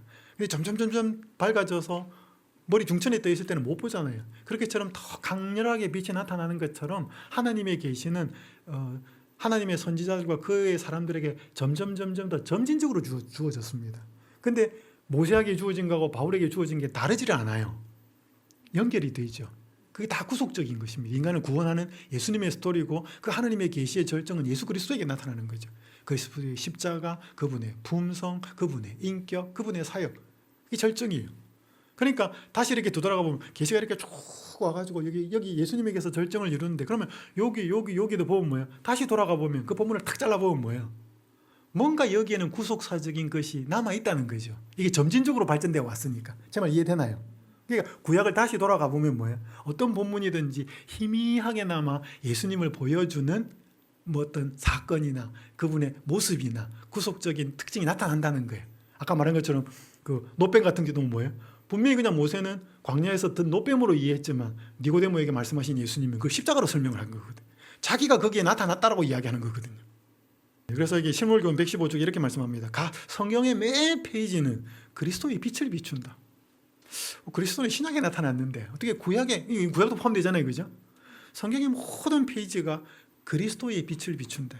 그리스도가 나타난다는 거예요. 성경의 모든 페이지에. 자, 그래서 여러분에게 뭐 신학적인 배경을 많이 설명드리지는 않겠습니다.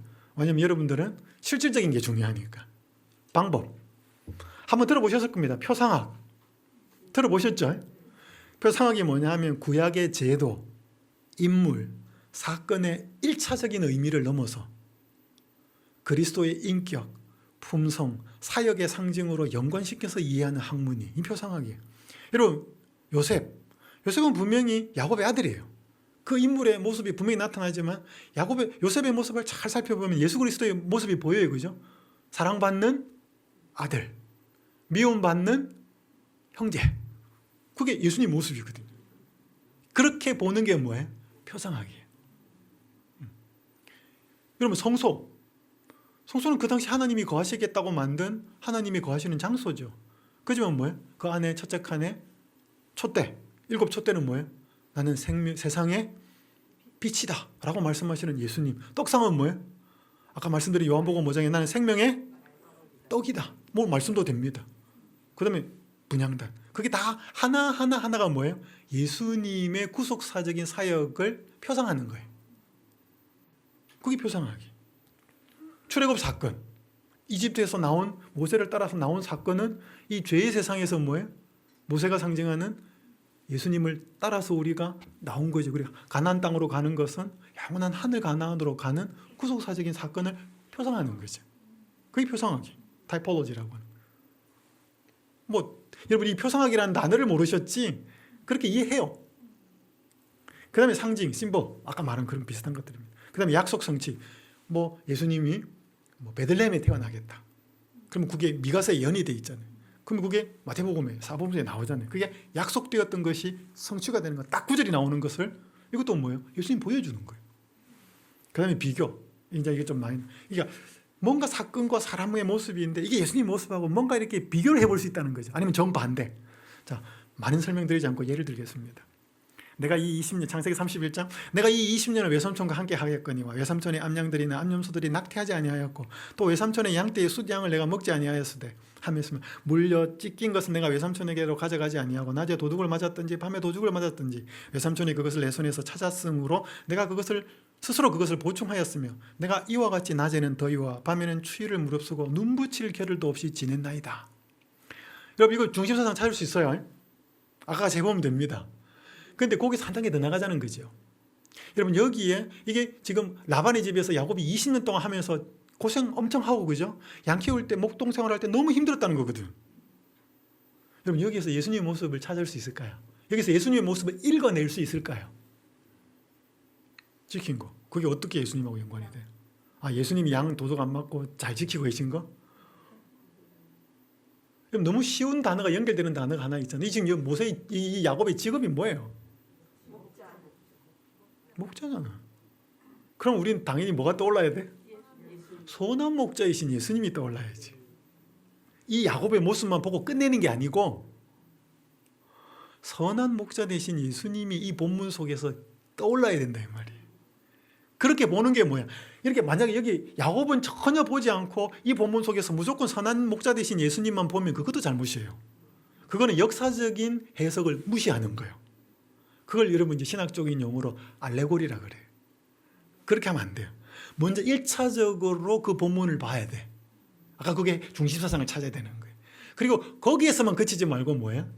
이게 성경이 다 예수님이 하나님이 인간을 구원하시는 구속사적인 이야기이기 때문에 거기에서 인간을 구원하시는 예수님의 모습을 읽어낼 수 있어야 된다는 거예요. 그게 그리스도 중심적인 성경 읽기예요. 또 나와요. 이게 한번 더 찾아보세요. 다른 거 찾아보세요. 마지막 구절 40절 내가 이와 같이 낮에는 더위와 밤에는 추위를 무릅쓰고 눈붙일 겨를도 없이 지냈나이다.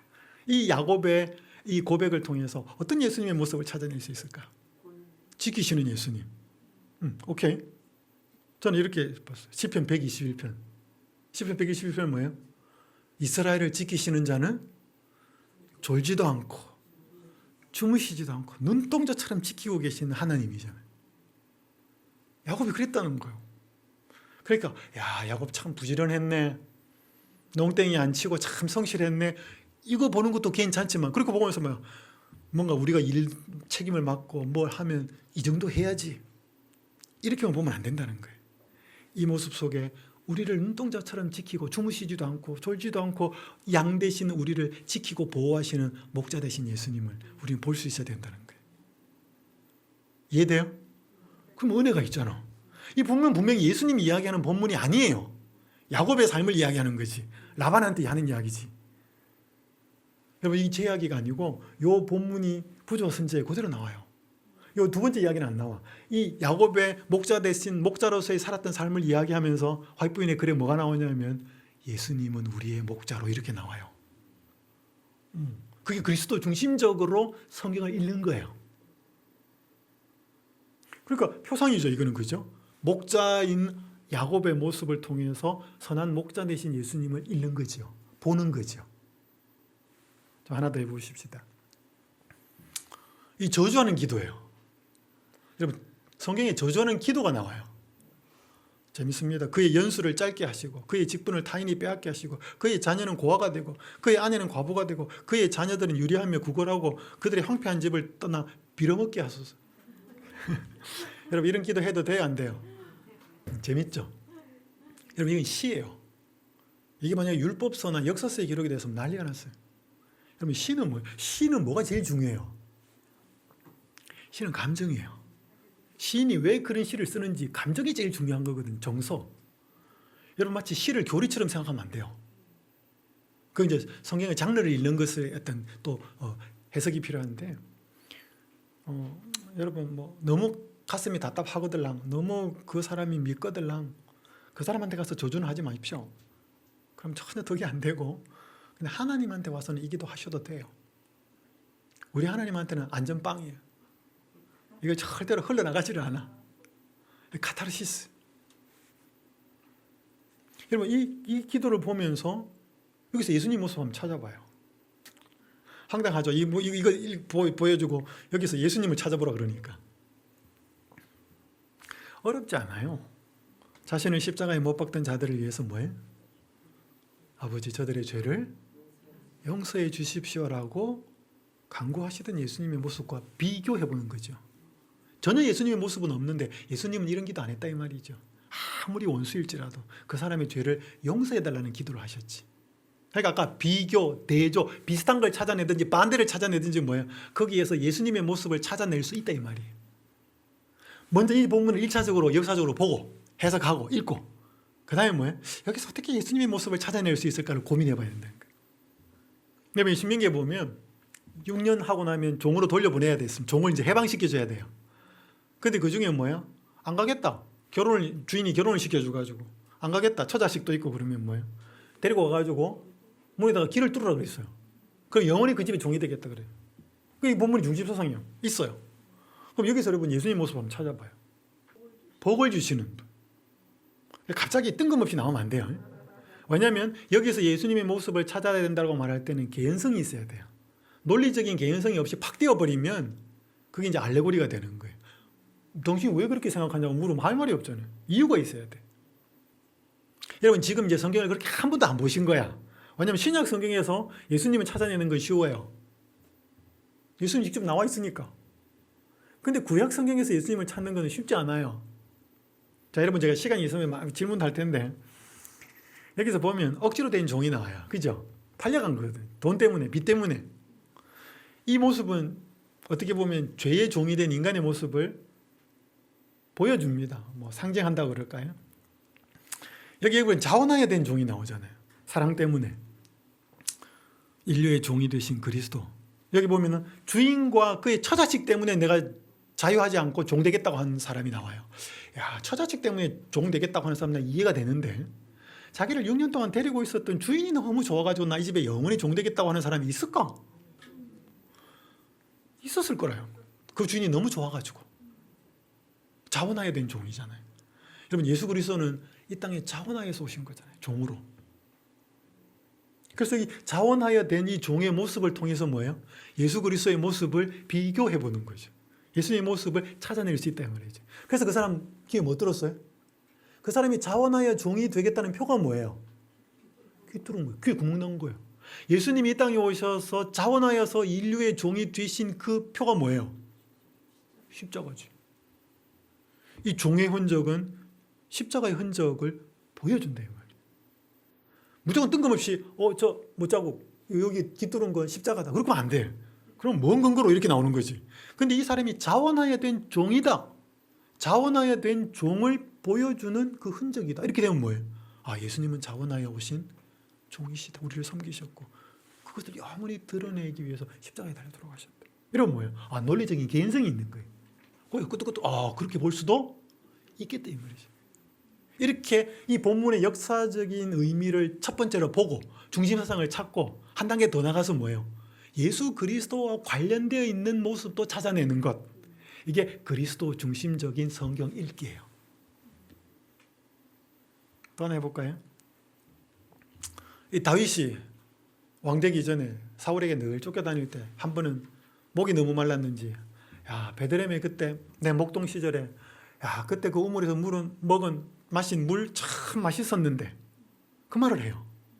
옆에 있던 세 용사가 뭐예요? 그 말 듣고 물 들어가요. 블레셋 사람하고 충돌을 하면서 물을 또 와요. 다윗이 너무 놀랍니다. 그래서 물 드십시오, 장군님. 이건 물이 아니고 피다. 그래서 하나님께 부어 바쳐요. 이 본문에 중심사상이 있겠죠, 그죠? 다윗이 이런 사람도 있었고 말조심을 해야 되나? 지나가는 말도 함부로 하면 안 되나? 뭐 어떤 걸 찾아낼 수도 있습니다. 어쨌든 중심사상이 있어요. 그럼 여기서 그리스도의 모습을 한번 찾아보시라는 거예요. 아무도 그렇게 보지 않아, 본문을. 그 다윗의 사건으로만 보지. 여러분 아까 그 종이 자원해야 된 종이잖아요. 이 세 용사도 뭐예요? 누가 시켜서 간 거예요? 자발적으로 간 거예요. 예수님이 이 땅에 오신 건 뭐예요? 자발적으로 오신 거예요. 세 용사의 이 선택은 그리스도의 자발적인 선택이죠. 뭐 들어갔어요? 물 들어갔잖아. 예수님 이 땅에 왜 오셨어요? 영원한 생명수를 마련하기 위해서 오셨잖아요. 그 사람들은 충돌하고 전투를 했을지 몰라도 죽지는 않았어요. 피는 안 흘렸잖아요. 근데 예수님은 그 생명수를 마련하기 위해서 자신이 피를 흘리셔야만 했다는 말이죠. 그래서 이런 구약의 어떤 사건과 인물들의 모습을 통해서 예수 그리스도를 끌어낼 수 있다는 말이에요. 예수 그리스도를 해석해낼 수 있다 이 말이에요. 제 말 이해되시나요? 이 본문의 의미를 보고 1차적으로 이해한 다음에 이렇게 가야 돼요. 안 그러면 당신 왜 이 본문에서 그렇게 보냐 이렇게 나옵니다. 자, 그럼 이 잠언 같은 것도 한번 봐요. 제가 본문을 한번 읽어볼게요. 땅에 작고도 가장 지혜로운 건 넷이 있다. 곧 힘이 없는 종류로 돼 먹을 것을 여름에 준비하는 개미와 약한 종류로 돼 집을 바위 사이에 짓는 사반과 임금이 없어도 다 때를 지어 나가는 메뚜기와 손에 잡힐만 하여도 완공이 있는 도마뱀이니라. 이게 약의 아들 아굴이 쓴 거예요. 이디알이 우갈인데 아마 아들인 것 같아요. 이렇게 이 땅의 이 미물을 보고 참 지혜로운 걸 설명한 거예요. 이 본문의 중심사상은 지혜로운 뭐 곤충 뭐고 혹은 미물 넷이 있다. 이게 중심사상인데. 여러분 개미를 통해 뭔 지혜가 있어요 이게? 힘이 없는 종류인데 먹을 것을 뭐야? 여름에 준비한대. 여름에. 이건 뭐예요? 곧 뭐가 닥친다? 곧 겨울이 닥친다. 그 겨울을 위해서면 음식이 많이 나지 않는 때를 위해서 여름에 뭐예요? 우리 개미와 배짱 이야기 알잖아요. 그 여름에 음식을 준비하는 거죠. 때를 위해서. 지혜예요. 여러분 우리 인생에 늘 봄날만 있고 좋은 날만 있지 않아요. 우리에게 앞으로 어떤 어려움이 닥칠지도 몰라요. 그걸 알고서 뭐 미리 준비하는 사람은 지혜로워요? 지혜롭죠. 요셉이 그랬잖아요. 흉년이 들 것을. 그래서 이 개미를 보면서 때를 아는 지혜를 배우는 거예요. 사바는 너구리, 뭐 토끼 종류 뭐 이런 거예요. 여기 보니까 뭐예요? 약한 종류로 돼 집을 바위 사이에 짓는. 이거 무슨 지혜예요 이게? 진짜 어디가 안전한지를 아는 거예요. 바위 틈. 개미가 때를 안다 그러면 이 사반 너구리는 장소를 아는 거죠. 어디가 안전한지. 안전한 데는 집 지어야 될 거 아니에요. 메뚜기. 임금은 없는데 다 때를 지어 나가는 메뚜기. 이게 뭔 지혜를 배울까요? 이런 메뚜기가 한 마리 두 마리 무서워요? 메뚜기가 한 마리 두 마리는 무서워요. 근데 메뚜기가 무서운 이유가 뭐예요? 이게 어마어마하게 함께 몰려서 확 지나가 버리면은 가축이든지 식물이든지 남아나는 게 없어요. 그러니까 이 메뚜기를 통해서 배우는 것은 연합의 힘이죠. 공동체의 파워. 함께 있을 때 얼마나 그의 파워가 크다는 것을 메뚜기를 통해서 배운 거예요. 손에 잡힐 만한 해도 왕궁에 있는 도마뱀. 여러분 만약에 여기 교회 본당에 이 교회에 도마뱀이 있으면 어떻게 돼? 안 맞잖아요. 도마뱀은 바깥에 있고 뭐 풀 속에 있고 숲 속에 있어야 되지. 여기 이렇게 왕궁에 도마뱀이 왕궁은 깨끗하고 왕이 가는 곳인데 도마뱀이 있다? 너무 어색하잖아요. 이게 뭘 이야기하는가 하면 은혜죠. 안 맞는 존재에게 혜택이 주어진 거지요. 은혜가 뭔지를 아는 지혜를 배운 거죠. 자, 여러분 이것만 찾아내도 뭐예요? 이거 엄청난 지혜죠. 자, 여기까지만 하지 말고 그러면 그럼 여기에서 한 단계 더 나가보자는 거지. 예수 그리스도. 자, 때 하면 어떻게 나와요?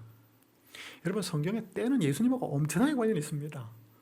때가 참에 여자에게서 나시고 때가 차서 십자가에 달려 돌아가시고 때가 차서 예수님은 재림하실 겁니다. 그러면 때에 맞추셨죠. 때를 아는 그분은 정말 지혜로우신 분이었어요. 그래서 예수님이 뭐예요? 여자요. 가나의 혼인잔치에서 뭐예요? 포도즙이 떨어진 거예요. 그래서 마리아가 포도즙 떨어졌다 그러니까 뭐예요? 예수님이 뭐라 그래? 여자요. 그게 나하고 무슨 상관이 있습니까? 내 때는 아직 안 됐습니다. 그 때가 뭔 때예요? 십자가의 때를 말하는 거예요. 요한복음의 그때. 그래서 그 마리아는 물리적인 포도즙을 이야기했지만 예수님은 그 물리적인 포도즙이 상징하는 뭐예요? 피를 이야기한 거예요. 그래서 성만찬 예식 때 이거 먹어라, 이거 마시라, 이건 내가 흘릴 피고 살이다. 그래서 내가 아직 그 포도즙이 상징하는 십자가의 피를 흘려야 될 때가 아직 안 됐습니다. AD 31년 봄이 안 됐습니다. 6월절이 아닙니다라고 하는 사실을 설명한 거예요. 그때예요. 그래서 예수님은 늘 때를 보며 사신 거죠. 내가 이제 올라가야 될 때가 됐다. 예루살렘을 향하여. 그게 뭐예요? 다니엘서 9장에 예언된 십자가에 죽어야 될 때를 예수님이 알고 계셨어요. 그게 지혜예요. 그게 뭐예요? 안식처, 바위 틈이 어딘지 아는 지혜. 이 너구리 보면서 뭐예요? 나반, 사반. 이 반석이, 바위가 뭐예요? 바위가. 시편에 보면 여호와는 나의 반석이시요. 고린도전서에 보면 여호와는 예수 그리스도는 반석이시라. 그리고 이 세상에 안전한 거처가 어디예요? 뭐 아파트예요? 호텔이에요? 예수 그리스도 아니고 반석이신 그분 위라는 거죠. 그걸 아는 게 지혜고 그 반석이 예수 그리스도라는 걸 설명하는 거죠. 읽어내야 되는 거죠. 연합의 힘, 공동체의 힘을 아는 지혜. 여러분 요한복음 17장에 보니까 예수님이 계속 기도해줘. 아버지와 내가 하나인 것처럼 이 제자들이 하나가 되게 해주십시오. 계속 예수님이 뭘 기도해요? 하나가 되게 해달라고 기도를 하잖아요. 그게 뭐? 그게 교회, 그게 연합의 힘을 예수님이 아시고 기도하시는 거예요. 예수님은 은혜의 근원이 되시잖아요. 그죠? 그분이 은혜를 베푸시고 우리가 구원받을 뭐 자격이 있어서 한 게 아니고 무미보셋 같은 게 뭐예요? 사울의 아들이지만 뭐예요? 사울의 아들입니까? 요나단의 아들이죠. 그를 이렇게 절개되었는데 장애인이 되었는데 다윗이 그의 상에 뭐예요? 초청하잖아요. 왕의 식탁에. 그건 뭘로 설명할 수밖에 없어요. 그 은혜예요, 은혜. 그 은혜의 근원이 예수님이라는 거지. 그래서 여러분 이런 잠언을 읽어도 그 본문을 통해서 배우는 게 있고 깨닫는 게 있고 이걸 통해서도 뭐예요? 예수님을 한번 찾아내보자는 거예요. 그래서 여러분 여기 잠언 13장 20절에 보면 지혜로운 자와 동행하면 지혜를 얻고 미련한 자와 사귀면 해를 받느니라. 그래서 여기 가장 지혜로운 분이 누구예요? 예수 그리스도지. 그래서 우리는 이 지혜 이야기하고 개미, 곤충 이걸 통해서 지혜를 보지만 지혜의 근원이신 누구를? 예수님을 이 본문 속에서 볼 수 있어야 된다는 거예요. 이 재밌어요, 이렇게 성경을 읽으면. 자, 그러면 성경 인물을 보자는 거죠. 우리가 모였을 때 예수께서 말씀하시되 이 세대는 악한 세대라 표적을 구하되 요나의 표적밖에는 보일 표적이 없다. 요나가 니느웨 사람들에게 표적이 된 것 같이 인자도 이 세대에 그러하리라. 심판 때에 남방 여왕이 일어나 이 세대 사람을 정죄하리니 이는 그가 솔로몬의 지혜로운 말을 들으려고 땅 끝에 왔음이거니와. 빨간 글자 뭐라고 적혀 있어요? 솔로몬보다 더 큰 이가 여기 있다. 어디 있어요? 누구를 가리키는 거예요? 예수님 자기를 가리키는 거예요. 그러니까 예수님이 지혜로웠던 그 솔로몬보다 뭐야? 더 큰 이가 여기 있다. 요나보다 더 큰 이가 여기 있다. 그러니까 사람을 보면서 그 사람을 통해서 누구를 설명하는 거예요? 예수님 본인이 자기를 설명하는 거예요. 그러니까 우리도 뭐예요? 성경을 보면서 그 사람도 볼 수 있어야 되지만 그 사람의 모습에 잘한 거나 잘못한 모습을 통해서 누구를 볼 수 있어야 돼요? 예수님을 볼 수 있어요. 이게 표성학이에요. 아까 야곱 봤잖아요. 목자 대신 예수님을 볼 수 있어요. 자, 그럼 봐봐요. 그러니까 여기서 보면 이 시드니 그레나우누스라고 하는 사람 책에 보면 우리가 성경에서 만나는 사람들이 거기에 포함된 것은 그들이 아주 경건했거나 사악했기 때문이 아니다. 그들이 우리에게 썩 좋은 모범이거나 피할 모범이기 때문도 아니다. 오히려 그들이 성경에 등장하는 이유는 그들이 구속의 역사에서 특별한 임무, 특별한 사역을 갖고 있기 때문이다. 물론 성경에 모범적인 의미가 있어요. 바울처럼 살아야 돼, 다윗처럼 뭐 해야 돼, 뭐 있는데 그건 1차적인 의미가 아니에요. 1차적인 의미는 하나님이 사울을 왜 세우셨고 다윗을 왜 두셨고 요나단을 왜 두셨고 바울을 왜 두셨는지 그걸 찾아내는 게 1차적인 의미예요. 그 다음에 뭐예요? 저 사람이 저런 거 잘못했고 이걸 잘했고 그것은 저 구속사적인 역할을 잘 하도록 하나님과의 관계가 충실했기 때문에 저렇게 할 수 있었고 하나님과의 관계가 부실했기 때문에 저렇게 할 수 없었다라고 하는 그들의 행동 너머와 삶 너머에 있는 하나님과의 관계를 보면서 우리도 그렇게 되고 잘못하면 저렇게 되겠구나 그렇게 봐야지 그 모범 자체만 초점을 맞추면 안 된다는 거예요. 그게 성경을 주신 이유예요. 다 실수한 사람들. 자, 그럼 봐봐요. 여러분 아브라함 창세기 12장에 갈대아 우르를 떠나고 다 버리고 떠난 이 아브라함의 모습을 보면서 아브라함보다 더 나은 아브라함의 모습 한번 찾아봐요. 아브라함이 뭐 하고 온 거예요? 지금 갈대아 우르를 안락하고 편안한 환경을 뭐 한 거예요? 떠나온 거잖아요. 그럼 예수님이 이 땅에 오실 때 뭐예요? 하늘 보좌를 버리고 떠나온 거잖아요. 그래서 더 나은 아브라함의 모습을 통해서 예수 그리스도의 모습이 보인다 이 말이에요. 자, 야복강에서 씨름하던 야곱의 모습을 통해서 더 나은 야곱을 한번 찾아봐요. 예수님의 어디서 기도하는? 겟세마네의 모습. 정말 붙들고 사투하는 거죠. 하나님을 붙들고.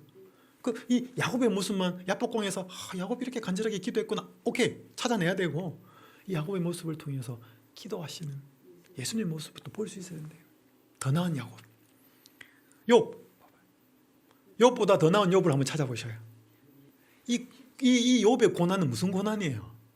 자기가 잘못했어요? 까닭 없는 고난이잖아요. 여러분 예수님의 고난과 예수님의 십자가의 죽음이 뭐예요? 그분이 그럴 만한 일을 한 게 죄를 있어 아니잖아요. 까닭 없는 핍박, 고난. 그 욥기를 보면서 욥보다 더 나은 욥을 찾아야 된다는 거죠. 여러분 골리앗 다윗, 우리도 하나님을 믿는 믿음으로 우리 인생의 거인 같은 여기를 싸워야 됩니다. 믿음으로. 그렇게 읽어도 괜찮은데 부담스러워. 나는 그 믿음이 없으니까. 사람들이 이렇게 될 수 있거든요. 여기서 다윗을 통해서 다윗보다 더 나은 다윗 찾아보셔요. 여러분 여기에서 다윗이 싸운 싸움은 대신해서 싸운 거예요. 누구를 대신하여 나간 거예요? 지금 다윗이 전쟁터에 나갈 상황이 아니잖아요. 이게 누가 싸워야 되는 싸움이에요? 이스라엘 군대가 싸워야 되는 거잖아요. 그 이스라엘 군대를 대신하여 쫄아가 못 나가고 있으니까 뭐예요? 어떻게 저 사람이 저렇게 사시는 여호와 하나님을 모욕하는가? 나가잖아요. 여러분 예수님이 시험 당하신 거 우리를 대신하여 당하신 거예요. 여러분 예수님이 십자가에 달려 돌아가신 거 우리를 대신하여 죽으신 거예요. 영원한 형벌.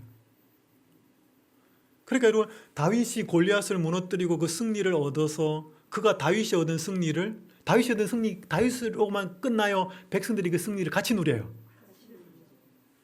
그래서 다윗이 이룬 승리가 백성들의 승리가 된 것처럼 그들은 함께 기뻐하잖아요.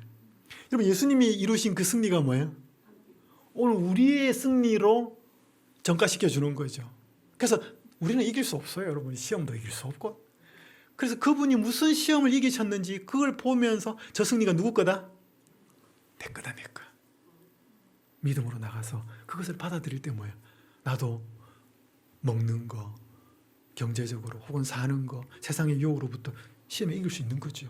이분이 이루시는 공로를 내가 감동적으로 내 것이라고 받아들일 때 이렇게 보면 이 다윗의 모습 속에서 더 나은 다윗, 우리를 대신하여 세상 앞에서 사단 앞에서 싸우시는 예수 그리스도의 모습이 보여진다 이 말이에요. 그죠? 요나, 더 나은 요나. 아까 예수님 이야기했잖아. 물고기 뱃속에 사흘 있었던 것도 되지만 뭐예요? 이 풍랑이는 이 바닷속에 요나가 던져지니까 뭐예요? 잠잠해지고 나머지 선원들이 다 살았어요. 예수님이 이 죄의 풍랑 속에 자신을 던집니다. 그래서 사람들이 살 수 있는 구원의 길을 마련하잖아요. 그래서 우리는 성경에 볼 때 어떤 인물을 보더라도 그 사람보다 더 나은 그 사람, 예수님 모습을 읽어낼 수 있어야 된다는 거예요. 그게 여러분 성경에 읽을 인물을 볼 때 우리가 오해하지 않는 방법이에요. 첫 번째, 많은 사람들이 본문을 보면서 저 사람처럼 살아야 돼, 저 사람처럼 살지 말아야 돼. 그게 제일 빠른 방법이에요. 성경 인물을 보면서. 그러나 그것은 조심해야 돼요. 여기서 어떻게 그리스도의 모습이 나타나나? 이 그리스도가 이 사람에게 무슨 역할을 맡겼나? 왜 실패했나? 왜 성공했나? 그걸 볼 수 있어야 되는 거예요. 재밌습니다. 사사기 19장에 무정한 남편 나옵니다. 자기가 위기에 처하니까 뭐예요? 첩을 내줘가지고 토막 살인 사건 내가지고 뭐예요? 뿔뿔이 흩어져가지고 사사시대 때 비참한 전쟁이 일어나는 거예요. 여러분 이 모습 속에서도 이 사사기 19장에 나타나는 무정한 남편의 모습을 통해서 예수님의 모습이 보여질까요? 찾을 수 있을까요? 자, 힌트를 하나 드릴게요. 대조해 보십시오. 비교해 보지 말고 반대. 한 가지 팁을 더 드리면 남편. 에베소서 5장 22절 23절 보면 교회와 그리스도의 관계를 뭐예요? 아내와 남편으로 비교하잖아요. 여러분 이 무정한 남편을 보면서 우리가 믿는 우리의 신랑 되신 예수님은 이렇게 무정한 분이 아니다라는 거지. 자기가 죽을지언정 사람을 내어줄 수 없고 사람을 살리기 위해서 자기를 대신 내어준 거 아니에요? 이 무정한 남편의 모습을 보면서 뭐예요? 우리로 이런 무정한 남편과는 비교할 수 없는 신실한 남편을 뭐예요? 찾아낼 수 있어야 된다는 거예요. 대조되는 거죠. 비교가 아니고 똑같은 모습이 아니라 전혀 반대되는 모습이잖아요. 아까 그 저주의 기도를 통해서 십자가에서 사람들의 죄를 용서하시는 기도를 하셨던 그분처럼. 그러니까 어떤 본문이든지 뭐예요? 여기서 어떻게 예수님을 한번 찾아볼까? 표상화, 비교, 대조, 설명 혹은 그분의 인격과 그분의 말씀과 가르침과 이런 것들이죠. 되게 재밌습니다. 자, 첫 번째 제가 강의했던 핵심 주제는 그 본문이 하나님께서 뭐라고 말씀하시는지에 대한 의도, 목적, 그 중심사를 찾아내는 거, 중심사상을 찾아내는 거. 두 번째는 그 중심사상을 찾아내는 충실한 읽기와 해석을 한 단계 더 넘어서 그게 구속사적인 말씀이기 때문에 인간을 구원하시는 예수님의 스토리이기 때문에 하나님의 이야기이기 때문에 거기에서 십자가의 절정에 이르는 그 예수님의 인격과 삶과 그분의 사역의 면면들이 녹아 있기 때문에 나타나 있기 때문에 그걸 찾아보는 거죠. 그리스도보다 더 나은, 아직 어떤 인물의 더 나은 그리스도의 모습들, 표상이나 그런 것들. 그게 이제 두 번째 주제, 그리스도 중심적으로 성경을 읽자. 여기까지 두 번째 강의입니다. 자, 시간이 이제 거의 다 됐기 때문에 제가 이제 예언의 신 이 부분을 좀 읽고 마무리하겠습니다. 여러분, 재림교회 예언의 신이 있는 이 증언, 예언의 신이라고 하는 건 좀 표현이 틀렸어요.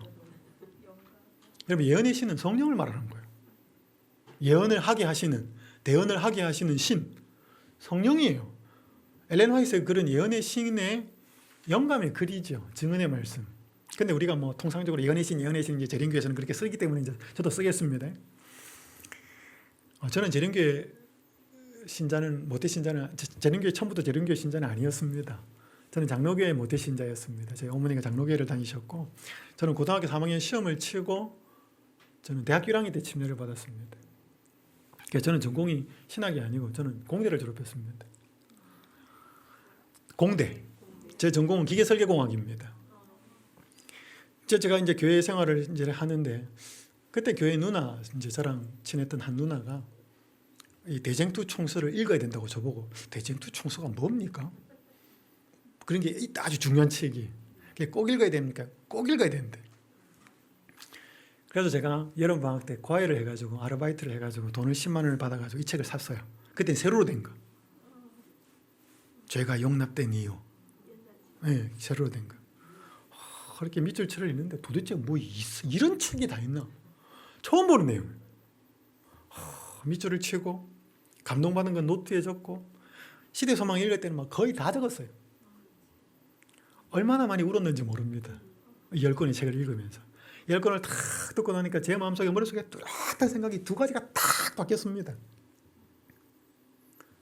하나님이 나를 이렇게 사랑하실까? 첫 번째였고, 하나님과 사탄 사이에 싸움이 벌어지고 있구나.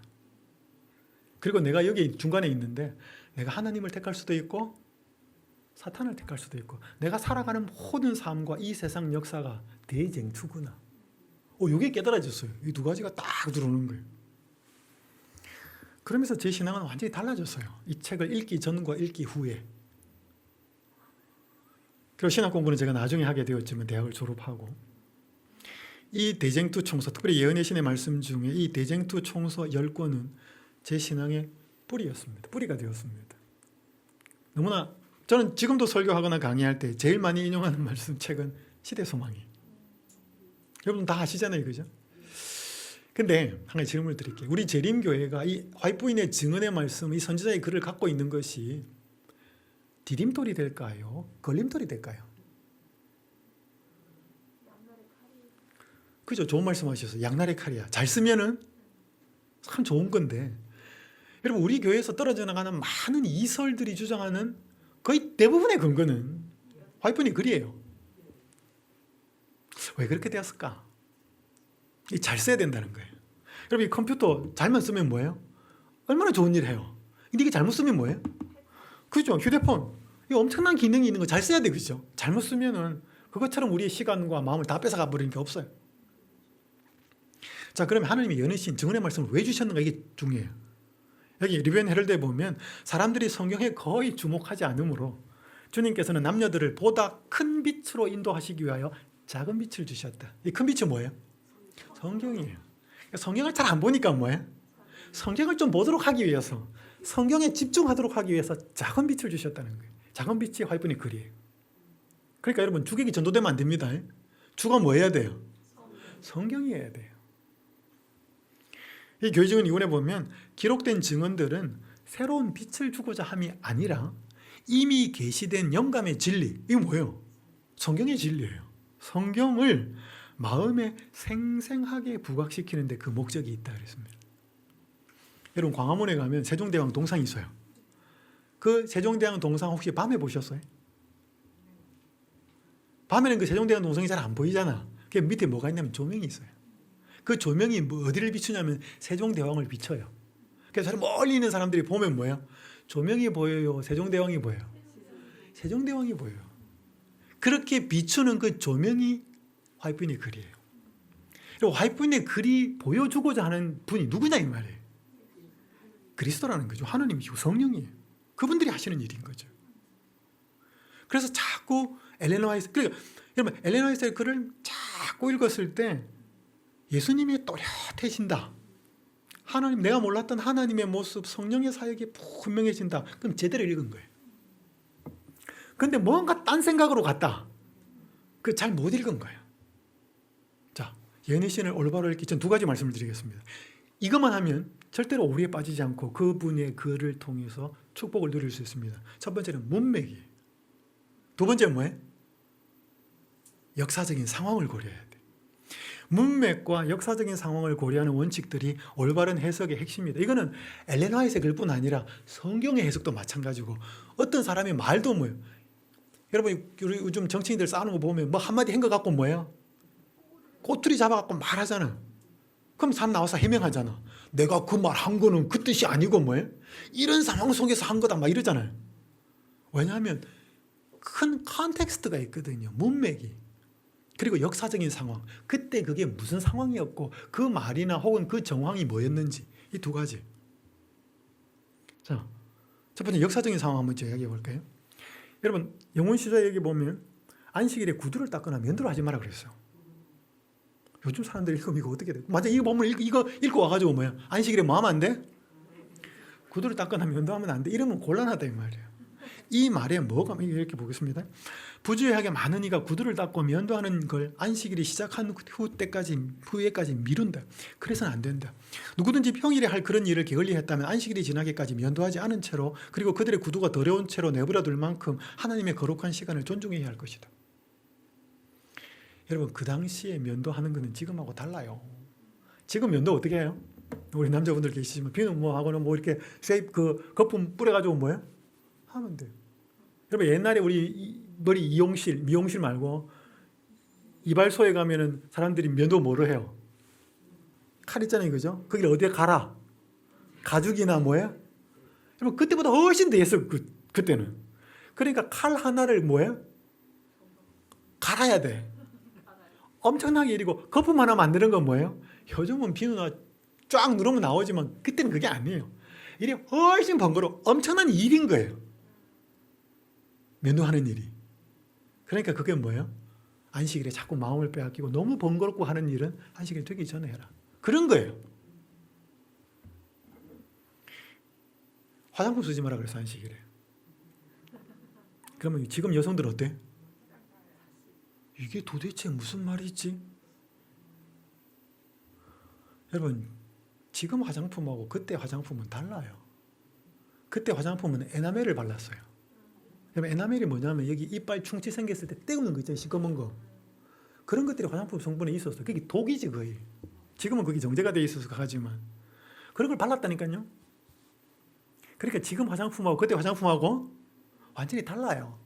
그거 갖고 와가지고 뭐예요? 안식일에 화장하면 안 돼. 아니 안식일이 아니고 참 우리는 화장하면 안 돼. 그렇게 갖고 오기가 역사적인 정황에 무리가 있다 이 말이에요. 그 당시에 왜 그 말을 했는지에 대한 역사적인 이유가 있다 이 말이지. 그걸 무시하고 딱 갖고 와가지고 뭐예요? 안 된대. 가발을 쓰지 마라 그랬어요. 요즘 가발 쓰고 다니시는 분들이 있죠. 우리 교인 중에서도. 여기 보면 가발을 쓰므로 많은 이들이 이성을 잃고 완전히 정신이 나갔다 그랬어요. 여러분 이때 가발은 요즘 가발하고 달라요. 그때 가발은요, 곱슬곱슬한 목화솜, 머리털, 해초, 양털, 뭐 이끼. 그러니까 벌레가 드실드실했어요. 거기다 염색을 해가 덮으신 거예요. 그러니까 사람들한테 뭐 건강에 엄청난 문제가 생긴 거예요. 그거 하지 말라는 거예요. 이게 정황을 알아야 되는 거죠. 자전거 사는데 돈을 쓰지 말라. 그때 자전거는 우리 자동차보다 비쌌습니다. 생명보험에 가입하지 말라. 요즘 생명보험 가입하면 안 돼? 해도 돼요. 과도하게 하는 건 안 좋지만 그 당시 생명보험은 전부 다 부실했습니다. 이게 거의 사기꾼들이었어요. 그러니까 이런 문맥이 아니고 역사적인 정황이 있다는 거예요. 그래서 혹시 어떤 본문에서 이 파이프인의 글을 읽다가 이게 조금 나하고 안 맞는 것 같은데 그러면 찾아보시거나 어디 물어보셔요. 이게 지금에도 적용이 되는 건지. 와 이랬대 파이프인의 글에. 무조건 갖고 올 수 있는 상황이 아니라는 것입니다. 자, 두 번째 이게 더 중요합니다. 문맥 고려하기. 앞뒤 문맥을 고려하여서 전체적인 문맥 안에서 기별을 읽어야 됩니다. 여기 화이프인이 직접 얘기해서 가리포면 읽은 44쪽에 나는 많은 사람들이 주님께서 주신 증언들을 자기가 이제 계시로 본 거죠. 증언들을 제멋대로 취하여 저들의 상상을 따라 적당히 적용하며 연관성이 없는 문장들을 여기저기서 발췌하여 저희 뜻에 맞도록 적용하고 있다는 사실을 알고 있다.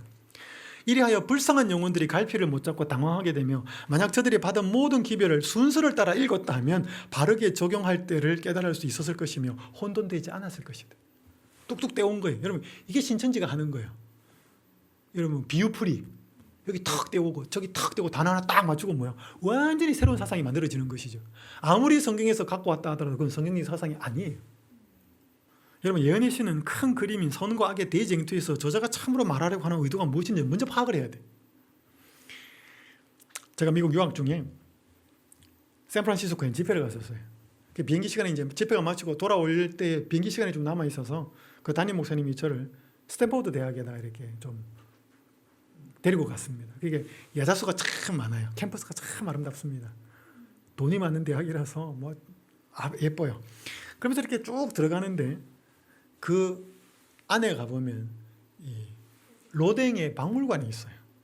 조각가잖아요. 딱 이 건물 안에 들어가 보면 이 로댕에 생각하는 사람이 딱 중앙에 있어요. 어릴 때 제가 이거 직접 보지는 못했지만 사진으로 보고 이렇게 할 때 도대체 저 생각하는 사람이 뭐 생각할까? 오늘 점심은 뭐 먹을까? 아무것도 안 입고 있거든요. 내 팬티 어디 갔을까? 우리 어릴 때 막 그렇게 상상을 했거든요.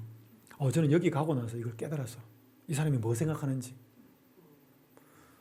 바깥에 나오면 이건 안에 있고 이 바깥에 있는 게 이게 지옥의 문이라고 하는 로댕의 걸작품이에요.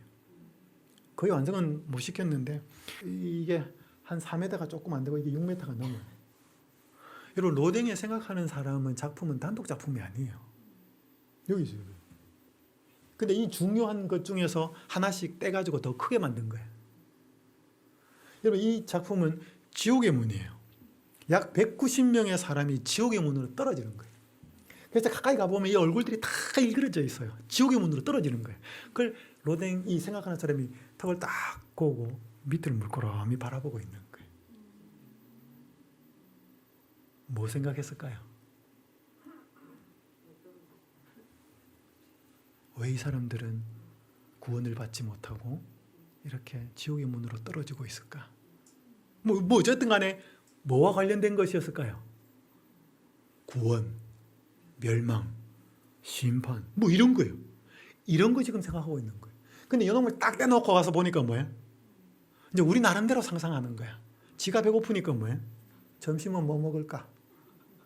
지가 옷에 관심이 많으면 뭐야? 내 옷이 어디 갔을까? 그러니까 우리가 관심 있는 쪽으로 이 사람을 보는 거죠. 이 작품을. 근데 요게 여러분 하나의 본문이라 그러면 이 지옥의 문은 문맥이에요. 이놈이 그 안에 딱 들어가 있으면 뭐야? 우리가 상상의 나래를 마음대로 할 수가 없어요. 요 안에 딱 드러나지. 요 안에서 요 로댕의 작품을 생각하는 사람을 생각해야지 내 마음대로 생각할 수 없다는 거죠. 성경 말씀도 그렇고 화이트보인도 그렇고 그렇다는 거예요. 이 안이 있는데 이거 딱 떼가지고 와가지고 뭐야? 이게 무슨 뜻이다라고 내 마음대로 설명하면 안 된다는 거예요. 수많은 사람들이 우리 재림교회에서 그렇게 봐요. 거기에서 이단이라고 해도 이설이 생기는 것입니다. 잘못된 가르침. 그래서 이 문장이 있으면 단락이 있고 페이지가 있고 장이 있고 많은데, 자, 여러분 보세요. 여러분, 성경에 하나님이 없다라는 말이 있을까요, 없을까요? 성경에 하나님이 없다라는 말 있어요, 그죠? 그죠? 시편 14편에 있어요, 1절에. 여러분, 이걸 갖다가 뭐예요? 왜 성경에 하나님이 없다는 말이 있어? 그럼 어떻게 돼요? 이게 왜 있는지를 설명을 해줘야잖아. 어리석은 자는 그의 마음에 이르기를 하나님이 없다 하는도다. 그들은 부패하고 그 행실이 가증하니 선을 행하는 자가 없도다. 이런 문맥 속에 이게 들어가 있는 거지. 야, 성경은 하나님이 없다고 하는 말이 있어. 이러면 어떻게 돼요? 이런 거 많아요, 여러분. 여기 넘어가겠습니다. 시간이 없기 때문에. 잘 봐봐요. 여기 중요한 거 좀 하나 하겠습니다. 아버지의 온전한 것이 온전하라 그래요, 성경에. 그럼 여기 내 이웃을 사랑하고 내 원수를 미워하였다는 것을 너희가 들었으나 성경에 원수를 미워하라는 말은 없어요. 이게 지금 창세기 레위기 19장 18절의 인용인데 이웃을 사랑하라는 말은 구약에 있어요. 레위기 19장 18절에 원수를 미워하라는 말은 없어요. 레위기 19장 18절에 보면 원수를 갚지 마라, 동포를 원망하지 마라 이렇게 나와 있지. 이것은 그 당시 사람들이 널리 알려진 격언인 것 같아요. 또 내 이웃을 사랑하고 내 원수를 미워하라는 것을 너희가 들었으나 나는 너희에게 이르노니 너희 원수를 사랑하며 너희를 박해하는 자를 위하여 기도하라. 이같이 한즉 하늘에 계신 너희 아버지의 아들이 되리니 이는 하나님이 그 해를 악인과 선인에게 비추시고 비를 의로운 자와 불의한 자에게 내려주심이라. 너희가 너희를 사랑하는 자를 사랑하면 무슨 상이 있으리요? 세리도 이같이 아니하느냐? 또 너희가 너희 형제에게만 무난하면 남들보다 더하는 것이 무엇이냐? 이방인들도 이같이 아니하느냐? 같이 읽습니다. 48절 시작. 그러므로 하늘에 계신 너희 아버지의 온전하신 것 같이 너희도 온전하라. 이런 만약에 마태복음 5장 48절을 딱 떼가지고 와가지고 하늘에 계신 너희 아버지의 온전하신 것 같이 너희도 온전하라. 영어로는 퍼펙트예요. 이걸 떼오면 이 의미가 내 나름대로 상상을 하는 거예요. 도대체 이게 무슨 뜻인가? 근데 이게 마태복음 5장 적어도 43절 안에 보면 이건 그 말이 아니에요. 원수를 사랑하고 이웃을 사랑하고 원수를 미워하라는 말을 내가 들었지만 나는 너희에게 말하는데 원수도 사랑하라. 너희를 박해하는 자를 위해서 기도하라. 이같이 하면 하나님의 아들이 될 거다. 딸이 될 거다. 왜냐하면 우리 하나님 아버지가 원수를 사랑하거든. 우리 하나님 아버지는 비를 나쁜 놈 좋은 놈 안 가리고 주거든. 원수 친절한 사람 다 주거든. 내가 그렇게 하는데 너희가 내 자녀가 되려면 너희도 그렇게 해야 되지 않겠냐? 그러면서 뭐예요? 그러므로 하늘에 계신 너희의 아버지의 온전하신 것 같이 너희도 온전하라 그래요. 그러니까 이 온전하는 말은 이 문맥송에서는 의미가 뭐예요? 하늘에 계신 너희 아버지의 사랑하심과 같이 너희도 사랑하라 이 말이에요. 왜? 너희는 잘해주는 사람한테는 사랑하지만 원수는 미워하잖아. 나는 원수도 사랑하거든. 그게 나야. 너희는 내 자녀잖아. 그럼 내가 사랑하는 것처럼 너도 사랑해야지. 그 말이에요. 하늘에 계신 너희 아버지의 사랑하심과 같이 너희도 사랑하라. 마태가 그렇게 해줬으면 이게 안 헷갈릴 텐데 왜 사랑하라는 말을 안 쓰고 온전하라, 완전하라 이렇게 썼을까 이 말이에요. 그러면 우리가 이해하는 온전의 개념, 완전의 개념 속에는 뭐가 포함되어 있다는 거예요? 하나님처럼 사랑한다는 개념이 포함되어 있다는 거예요. 맞죠? 그걸 우리가 보라는 거죠. 우리가 생각하는 perfect, perfection 그 개념으로 생각하지 마라 이 말이에요. 여러분 이 말을 누가는 그렇게 써요. 똑같은 내용을 써요. 누가는 이방인한테 쓴 복음서거든요. 누가복음은. 마태는 유대인한테 쓴 복음서고. 그래서 이게 누가복음 6장 36절에 이렇게 말하죠. 너희 아버지의 자비로우심과 같이 너희도 자비로운 자가 되라 그러잖아요. 조금 더 가깝잖아. 아까 사랑하고. 그러니까 이걸 뭐에서 봐야 된다? 문맥 속에서 봐야 된다. 아까 그 생각하는 사람은 뭐예요? 지옥의 문에서 딱 떼서 보는 게 아니고 그 안에서 보는 것처럼. 이 안에서 이 의미를 해석해야 된다는 거예요. 제가 이 예언의 신 하나면 이 부분을 더 읽고 이제 마무리하겠습니다. 완전론을 주장하는 대부분의 사람이 오해하는 성경구절 실물교훈 69페이지에 있는 말씀 들어보셨을 거예요. 열매가 익으면 곧 낫을 되는데 이는 주수때가 이르렀음이니라. 그리스도께서는 당신의 교회 안에 당신을 나타내 보이기를 간절히 바라신다. 그리스도의 품성이 그분의 백성들 속에 완전하게 재현될 때에 그분은 당신의 것을 찾으시려고 이 땅에 강림하실 것이다. 이거 어마어마한 말씀이죠. 그리스도의 품성이 그분의 백성들 속에 완전하게 재현될 때 그분은 당신의 것을 찾으시려고 이 땅에 강림하실 것이다. 여러분 여기에 그리스도의 품성이 완전히 재현된다는 말이 무슨 뜻일까요? 이 완전론을 주장하는 완전주의를 주장하는 사람들은 이걸 갖고 와가지고 이 의미가 뭐라고 하는 것을 나름대로 설명합니다. 근데 그렇게 해서는 안 된다는 거예요. 이 본문이 이 말씀이 어디에 속해져 있는지를 안에서 찾아야 된다는 거예요. 이 실물교훈에 있는 이 말씀은 씨가 싹이 되고 싹이 열매가 되고 그 내용에 나와 있는 거예요. 실물교훈 3장인가 그렇게 나와요. 자, 이 본문이 나와 있는 게 이 부분이에요. 앞부분에 있는 내용을 제가 읽어드릴게요. 좀 생략한 것도 있고. 읽어드리겠습니다. 실물교훈 67페이지에서 69페이지. 그리스도께서는 사람의 마음속에 당신 자신을 재현하고자 하신다. 아까 그렇게 재현하신다 그랬잖아요.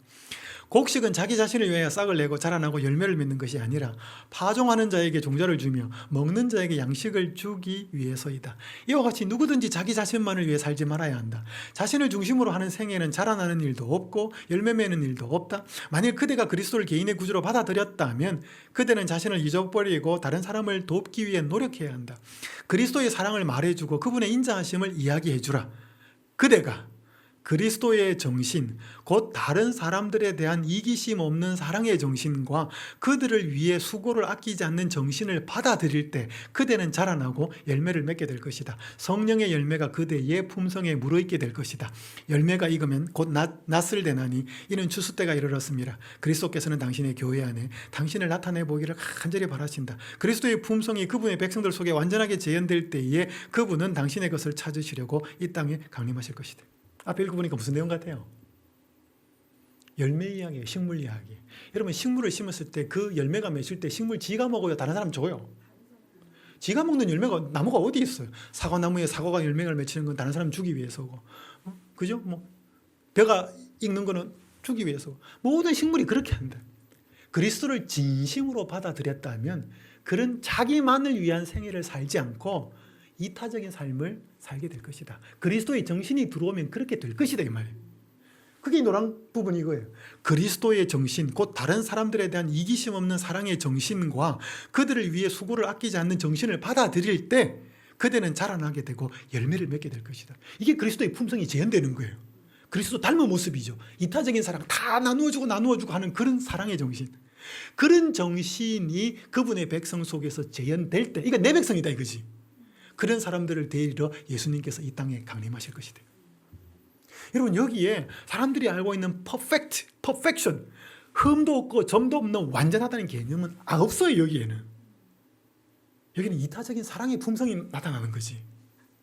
맞아요?